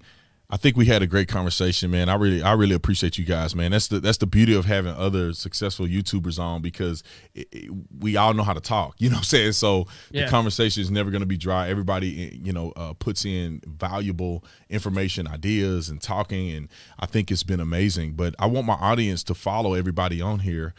People that don't know me, follow me. This is my channel. Click the like and subscribe and hit the bell. But I'm going to go through everybody, and I want you to tell the audience where they can find you, download whatever you're doing, if you got merch or whatever the case may be. And I'll start with ABL go, and then we'll go to Ryan and all the way around. All right, so the best place to go is right here on YouTube. Search the 3 letters, ABL. I'll pop right on up. It'll be the first result. Also, go to my website, AnthonyBLogan.com. That is ANTHONY. The letter B. Don't get triggered by this. LOGAN.com. Check it out. There you go. You can find me at Ryan Kinnell. You can search Ryan Kinnell. You can search RK Outpost on YouTube. I'll pop up there. I've got my channel. I've got a gaming channel. I've got Patriot Outpost, and that's where I talk about all my political stuff on there. But you can find it all from my main channel. I also do stuff with Geeks and Gamers, which Chairman's going to talk about soon, and Sports Wars. That's our sports channel where we do what the mainstream doesn't. We call out the BS. We call out the wokeness infiltrating sports. And thanks for having us on, guys. This has been awesome. Yeah. And we have Robert Barnes appearing on our Sports Wars channel, which why is Robert hanging out with us? Yeah. We're happy he is. So, so first of all, Sky, thank you so much for making this happen. Yes, thank you, you are awesome. It was an honor to be here with these guys. I've been watching both of you for a long time. And it really was. It's really crazy that I'm on with you guys. I know ABL, you're about to hit 1 million, aren't you? Aren't you closing on 1 million? 900, right around 900. whenever they want to open it back up and let me get something. Yeah, I heard that, man. We all know how that game goes. Oh my goodness. But yeah, man. So thank you guys so much for having us. It was a pleasure. So obviously, yes, I own Geeks and Gamers. Geeksandgamers.com is our website. We have a full editorial staff there, editor-in-chief, writing team. We're actually looking for some new writers. I don't make those calls. Our editor-in-chief does that. But if you go to the very bottom of the website, geeksandgamers.com, hit that contribute button and follow the steps. And Alex makes those calls, so don't tell him you know me, because that's the worst way that you're going to get any recognition there. Don't be a fan of mine. Just say, hey, I don't like Jeremy. Hire me. That will probably hire you at that point. But it's all, volunteer stuff. And my personal channel, D-Day Cobra, DDAYCOBRA. That's where I'm really political. And then obviously all the Geeks and Gamers channels are easy to find. Appreciate you guys for having us. Really do. Yeah, it's been a pleasure, man. One of my favorite ones. And we got a super chat from Bob. It says, this is for Scott, $100 super chat. Appreciate you. Thank you so much. Let me see if I have another $100 here. I want to get to Jesse. Thank you so much for the super chat. Feel free to read as many as you want, man. Yeah, I mean, people really don't ask questions in here as much as I think that they would have, but I'll probably just go through a few just to show y'all some love, and then we'll bounce. Yeah, Tatum support, the Gestapo up to and include the murder of children. Tatum supports the Gestapo murdering children. Okay. Thank you for the super chat, but you're an idiot. Okay. Great to see Ryan and Jeremy here. We all get them. Appreciate it. It's like, I support the Gestapo and killing children. Like, people are just stupid to me. Anyway. I read one last week and Ryan was laughing at me. He knew. He's like, you didn't pre-read that one. I just kind of said it. I'm like, damn it. I know, right? I should pre-read some of these, but some of them I want people to know that people are dumb enough to super chat me and write something stupid. This crossover is already. You're the idiot, okay? Yeah. If you paid this man to hate on him, he wins. It's that simple. Thank you. Thank you for the country. I'm going to wipe my butt with your super chat when I get it. So this crossover is already epic. That all of us on here, I appreciate that super chat. This is worlds colliding for me. Never thought I'd see ABL Jeremy on the same stream.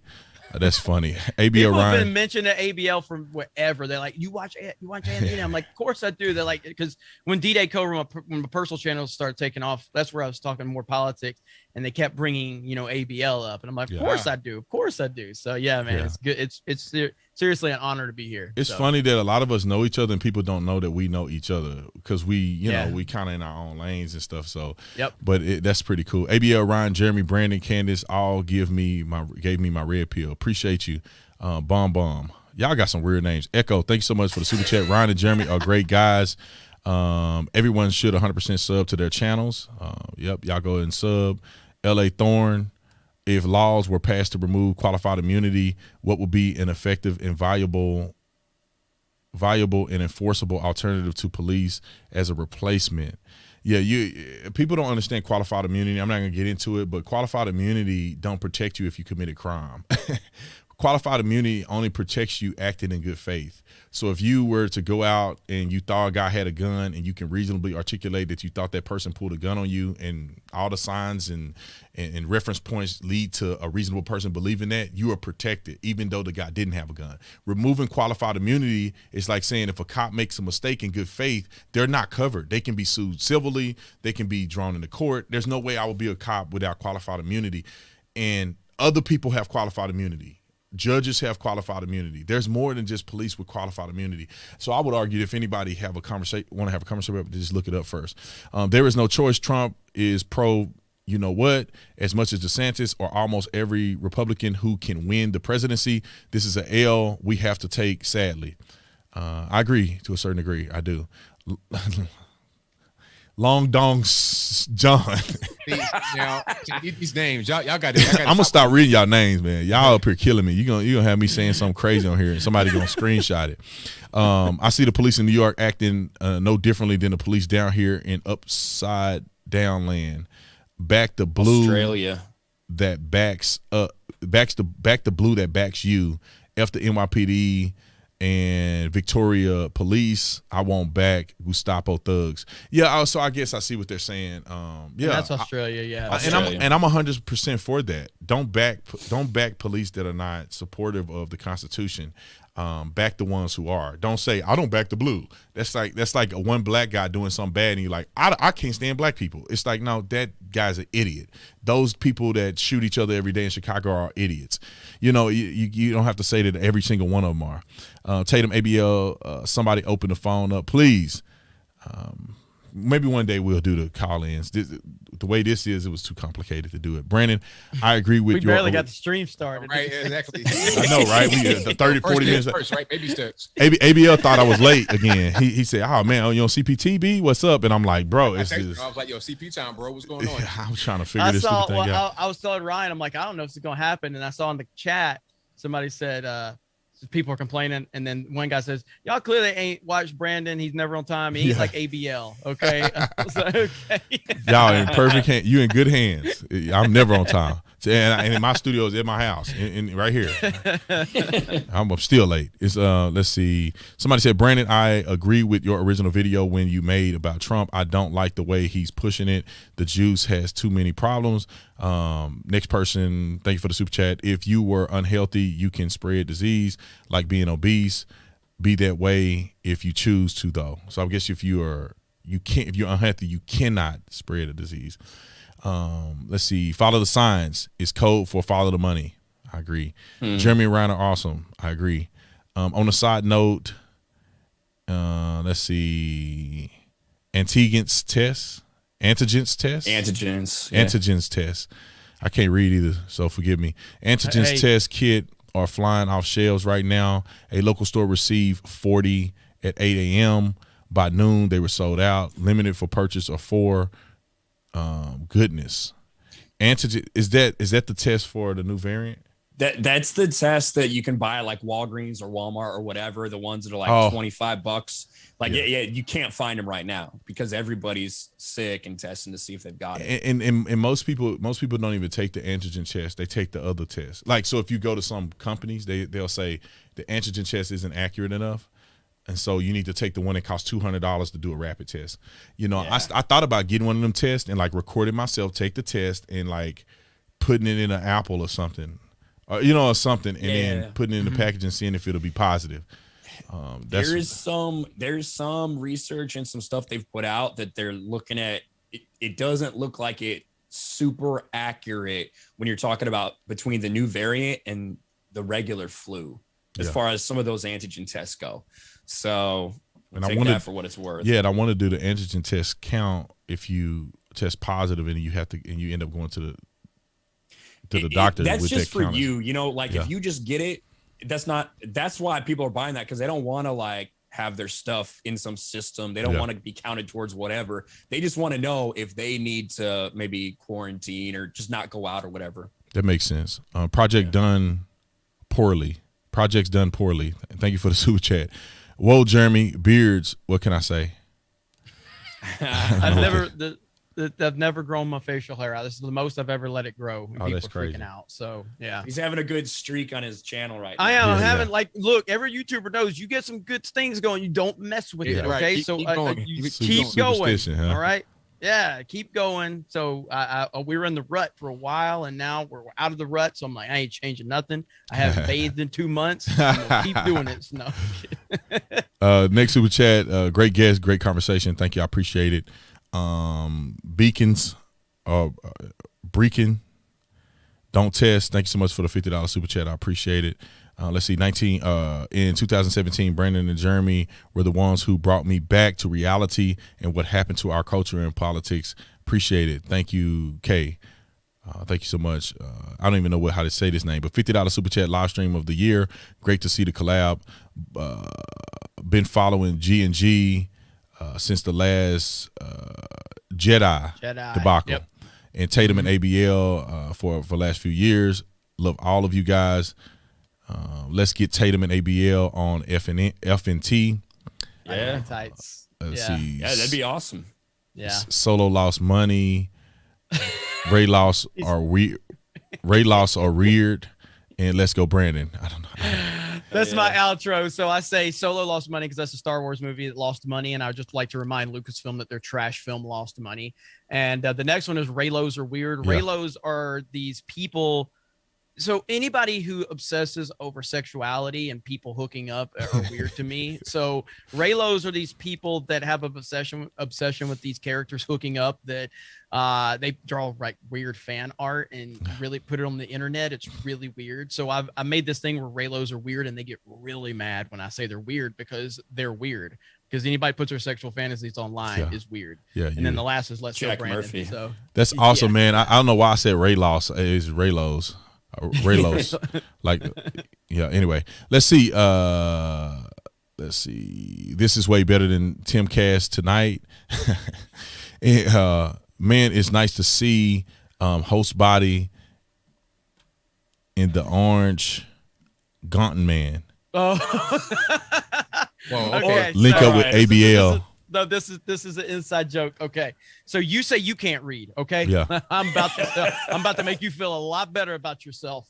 So there was a super chat that came in. All right, I have never in my life seen the word orangutan written out, so I've never known how to spell it. Dude's never been to a zoo before, evidently. Spell orangutan right now.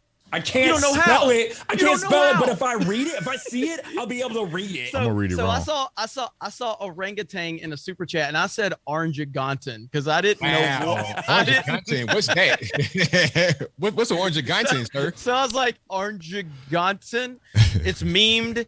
There's videos of it. My team took videos of it, put it online to make fun of me. So now they're trolling you with it, because that's what they do. They troll me with it. That's funny. So yeah, don't feel bad about not reading super chats, because I butcher them. Oh, dude, I butcher them, and I'm proud, and I'm still successful. So it tells you right there, you don't have to be able to read great to be successful. Link up with ABL and Mr. Tatum. Happy New Year's. Take care, and shout out to the intoxicated 3PO. Drunk 3PO. He got his shout out. Got his shout out. That's funny. Drunk 3PO's on our team. He's friends with Gina Carano. He hangs out with her all the time. Oh, that's awesome. We love Gina Carano, so we love Gina. That's awesome. Nice Hudson Hawk reference. Playing Nintendo. Let's see. Keep fighting the fight, brothers. You are inspiration. Mr. Buttercrack Media. Thank you for the super chat. Buck Joe Bama. Murphy is like Major Williams from the same cloth. I don't know if you guys know Major Williams. He's a fraudulent politician in California that's sued me and my wife, and he didn't have a case, so he dropped it, and now we countersuing him because he did it for political purposes. I'm gonna sue his socks off. Hail Mary, full of grace. Trump was a Trojan horse. Transhumanism is about to be normalized as the saving grace. Just watch. I got hundreds of hours of mainstream confirmation. I don't believe Trump is a Trojan horse. I don't believe that. People say, I may disagree with him and think that something he said is stupid, but that dude did a lot of good stuff when he was in office. Like, he was the last hope for us. We would have been down and out if Crooked Hillary was in there. Great panel, fellas. Happy New Year's from Jericho Green. What's up, Jericho Green? Mark, I agree. Great panel tonight. 4 of my favorite creators. Let's see. Good dads make respectful alpha males. I agree. Amazing panel tonight. Thank you so much for the super chat, Tatum. And all, while you're criticize Trump and I support Trump, have my own criticisms of him myself, I've never felt the urge to unfollow you all. I respect your views and opinions. Love you. I appreciate that. I'm still sub to ABL Gaming. Nice. Hell, yeah, Greeks. I mean, the criticisms of Trump, you got to accept criticisms, man. I mean, I know we had Bryson Gray on our channel. What, about a month ago when he had the whole when he had 2 months ago, when Let's Go Brandon was hit #1, and Bryson's been really critical of everything. I'm cool with Bryson. I ain't got no problem with him. You know, like criticism's okay. It's okay. It's called free thinking. There is never going to be a politician that aligns perfectly with all of your values. Just is not going to happen, right? Ever in the history of time. I think that Trump made some mistakes in his priorities when he was in office. I talk about this all the time.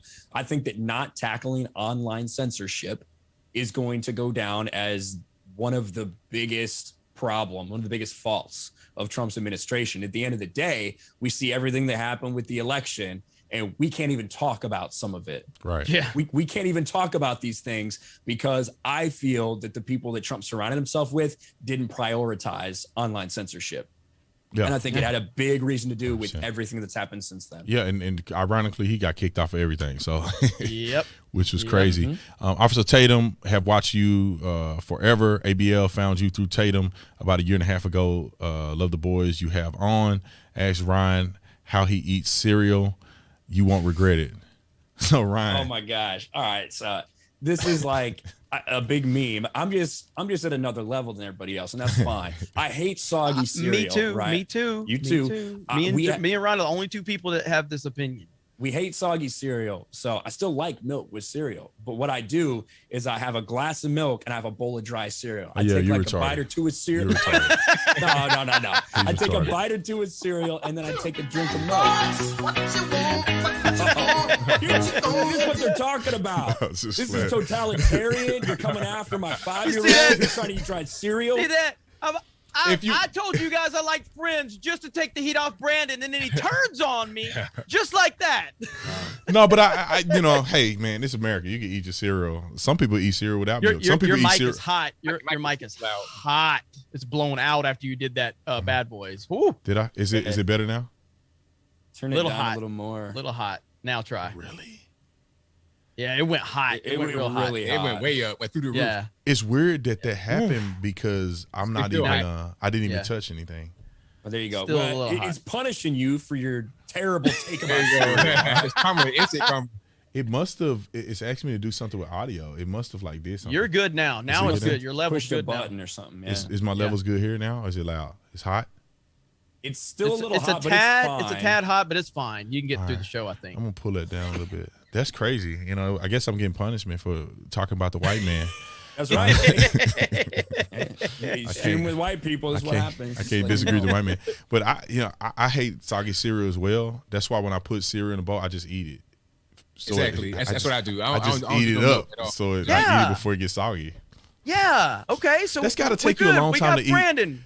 We got Brandon on our side now. That's trying to take you a long time to eat if you dip it in the milk. You eat it like that? I take a couple spoonfuls and then I'll take a swig of milk.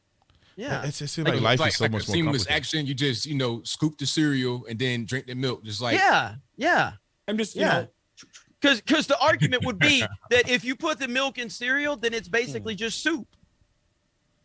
It takes a while. Tell me I'm wrong. It takes a while. Tell me I'm wrong. Tell me I'm wrong. It's soup. You know what's funny? The same consistency in terms of my cereal. See, you guys think we're all these respectable gamers. White all privilege. we do is complain about Hollywood and talk about how we eat cereal. That's what Geeks and Gamers is. We ain't nothing special. But this is all we do. It's not that bad. To be honest, what you said is not that bad. Some people they eat cereal with water.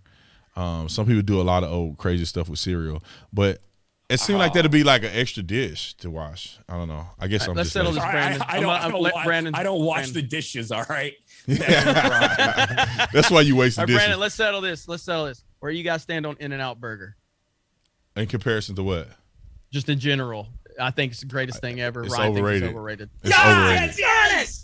I'm done. In-N-Out Burger is overrated. I was like, people were dying. In-N-Out Burger. In-N-Out Burger. Thank you, Brandon. My friend from California was like, In-N-Out Burger. And when anything opens up in Tucson, Arizona, where I was living at, the first month, the line is all down the street and around the corner. So I said, this finna be bomb. I got that burger and I was like, what is this? The bread is not really that good. The meat is decent. It tastes healthy, but the fries were trash. I mean, all those people hating on you about your Trump opinion, I'm with them now. Yeah, I see. Five Guys is much better. It's like a 6, right? Like that's what In-N-Out Burger is. Yeah. But yeah, everybody acts like it's the end of the Five Guys is way better than In-N-Out Burger. ABL, have you had because you're in Tennessee? Have you ever had Five Guys? I mean, I'm sorry, In-N-Out Burger. Never had In-N-Out. I've had Five Guys. I like Five Guys. Five Guys is amazing. I love Five Guys as well. It's like an advanced version of Arby's with the fries. Yeah. The hamburger, just like really good hamburger. Yep. But In-N-Out Burgers, mainly on the West, and I think they have them in Texas as well. They may have opened them up in Texas, I think. But it was a couple. It started west and it started moving forward. But like Texas got a whole bunch of places that's way better than In-N-Out Burger. Brahms is better. Well, I don't know if Brahms is all over Texas. All that stuff about respecting Brandon. Brahms is better. Whataburger is better. Yes. Whataburger is better. Whataburger is great, but no, In-N-Out. king. You know, it's funny. You know what? Now that you say it, I'm going to do a poll. All right? I'm going to do a poll. It's in and out, right? In dash N, capital N, dash out. Mm-hmm. You said what? In dash out. Like N the letter. You just put in and out. It's fine. They'll know what you're talking about. They know what I'm talking about. Yeah, they're going to know what you're talking about. In and out. Let's see. Let's see. Which is better? Okay. This is a typical Geese Gamer stream. It just continues to go off the rails. So these random topics. The only thing missing is Krista on this one because she likes to talk about the food. So she's from Canada. She doesn't count. Her vote's not valid. I think I spelled both of them right, and I can't spell. Let's see. Ask the people. What will the people say? Let's see what the people will say. It'll pop up. I think over here.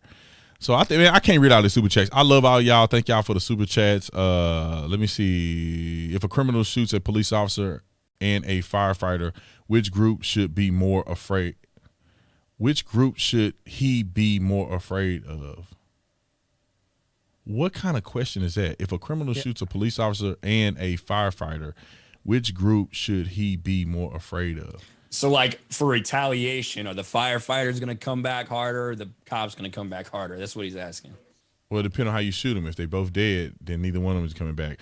Are you talking about the outrage? I think it means the groups. Yeah, what groups are going to be more upset about it, kind of thing. You know what? I would argue that more people be upset if you shoot a firefighter. And the reason I say that is because they're not they don't have protection. Like, you got to be a complete coward to shoot a firefighter. They're vulnerable, and people view firefighters very different than police officers because, firefighters don't have to go to trespassing calls when somebody's not wearing a mask. You know what I'm saying? But you're not getting pulled over by a firefighter. No. They're going to save a building. Yeah, they only show up to save your life or like to deal with homeless people who can't get their stuff together, which people probably don't realize that most of the time firefighters aren't even fighting fires. They're going to medical situations on the side of the street with the same homeless people that refuse to get their life together. Why is the chief of police position not an elected position? We should move to how sheriffs operate. And because there's a difference between the county and the municipality. So the municipality have structures. Some police chiefs have their own. I can say they're independent of the city council, which is very rare. But there's some that are independent of the city council, which means that if they make decisions, they don't have to get approved through the city council. The budget and stuff don't have to go through the city council, nothing like that, which is rare. But I think that's the better way to do it. Let's see what our numbers are looking like. Y'all don't be in here texting your friends to tell them to come. Stop the count right now. Stop the count right now. Whataburger is winning. Oh, what is that? I don't even see it. There you go. 57%. Boom, baby. It should be in the comment. It should be in the comment section. I did vote twice. I voted once with Sports Wars too. So. I know. I voted once with Geeks and Gamers and once with D-Day Cover. So we canceled ourselves out. So like 358 people voted and like 55% say Whataburger, but the tide is turning, man. It's starting to move. Well, the problem here is there's a wider sample size for Whataburger. There's more locations. Okay. I'm gonna break this down. Okay. So that could, but no. Now I take that back. There's more people that live in California than live in places where Whataburger is present, I think. Correct. So the population, because Whataburger is in Texas, and Texas has a pretty big population, and then Whataburger is also in probably Albuquerque and Phoenix, Arizona. Hey, In-N-Out stood up to the mandates, chat. Remember that. In-N-Out stood up to the mandates. Make sure you change your vote right now. They stood up to the mandates. I'm glad they stood up to the mandates, but that's not what the question is, Jeremy. Yeah. Hey, guys, I know a very interesting person and a pretty interesting story about In-N-Out Burger. There's a guy named John that I know.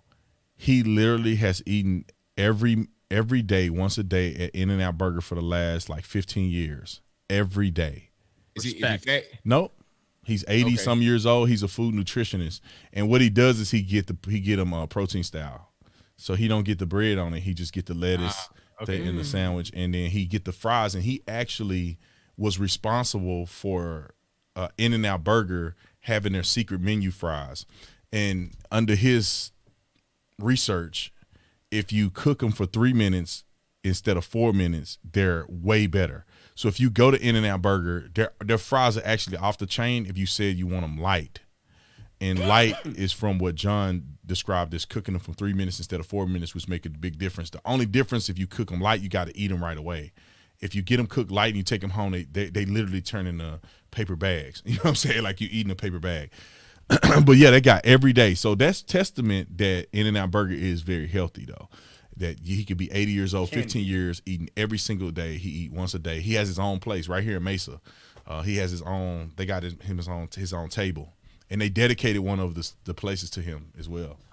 So it's pretty cool to know that guy, man. And for him to be I think he's in his 80s. He's 70s, 80s or something like. He eat every day, and he's not even fat.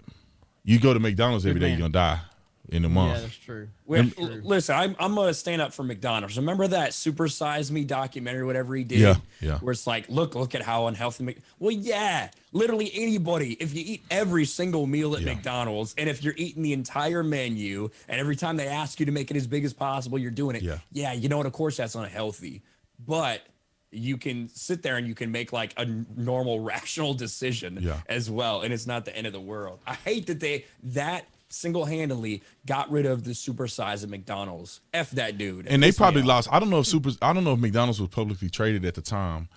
I don't even know if they're publicly traded now. But they have to be. It will definitely ruin your stock, because I quit going to McDonald's after I saw Super Size Me. Even though I felt like he was eating it every day, I was just like, still, that ain't good. The entire thing, it was just like, blame McDonald's for this dude. Yeah. It's like, come on. Yeah, you got to be dumb to think it's all their fault. Ain't nobody told you to eat that place every day. It's why it's called fast food. That mean like in a rush, something quick you got to do once, or on occasion while you out or something, you can eat it. But yeah, he was eating it every meal, and he was. There's spot MCD. Where is it? MCD McDonald's. Mm-hmm. I wanted they stock. I mean, that was like 10, 15 years, 20 years ago. Or like that was probably 10, 15 years ago. I mean, that was when I like it keep going up. So what's the stock signal? MCD. Man, it's at $267 right now. Share. It's gone up 116% in the last 5 years. So it probably helped that they were one of the only places open during the pandemic. Right. So. That is true. It's pandemic. Now, one thing is that their food, and let me not say that. My perception of it is that their food is it's processed and it's so fake that it can outlast the pandemic, because they're not getting real chicken and chicken parts and all that stuff, so they can withstand. But dang, I should have bought stock in them. Mm-hmm. Anyway, thank you, ABL, for letting me know that, man. I might one of these days I might jump on here and buy something. We're going to get ABL on a gaming stream. That's what I'm going to do. Yeah, y'all got to get him on there. But anyway, let me get my butt off this live stream. Let's see. Right now, somebody was dumb enough to make it even. So out of 518 votes, it was even. It was 50-50. In-N-Out Burger, Whataburger, and now Whataburger just went ahead, 51-49. I'm in the poll right there. So stop the count. Stop the count. He stopped the count. Yeah, stop the count. We ain't having no 3 a.m. over here. Yeah, ain't no 3 a.m. Look, the voting is over. Your vote, if you haven't cast your vote at this point, you can't cast a vote. It has been the people have spoken. So, but anyway, man, I appreciate you guys. Hey, y'all stay on. I'm gonna wrap it up with you guys, but I appreciate everybody watching. Thank you all for the super chats. Maybe one day I'll read more. I'll read them more periodically. But the first time we had the fellas on, and this was amazing, great conversations. And so we'll see you guys on the next one. We out. Bye, everyone. See ya.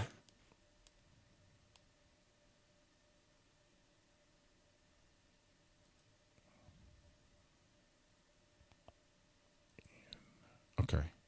I think I ended on this part.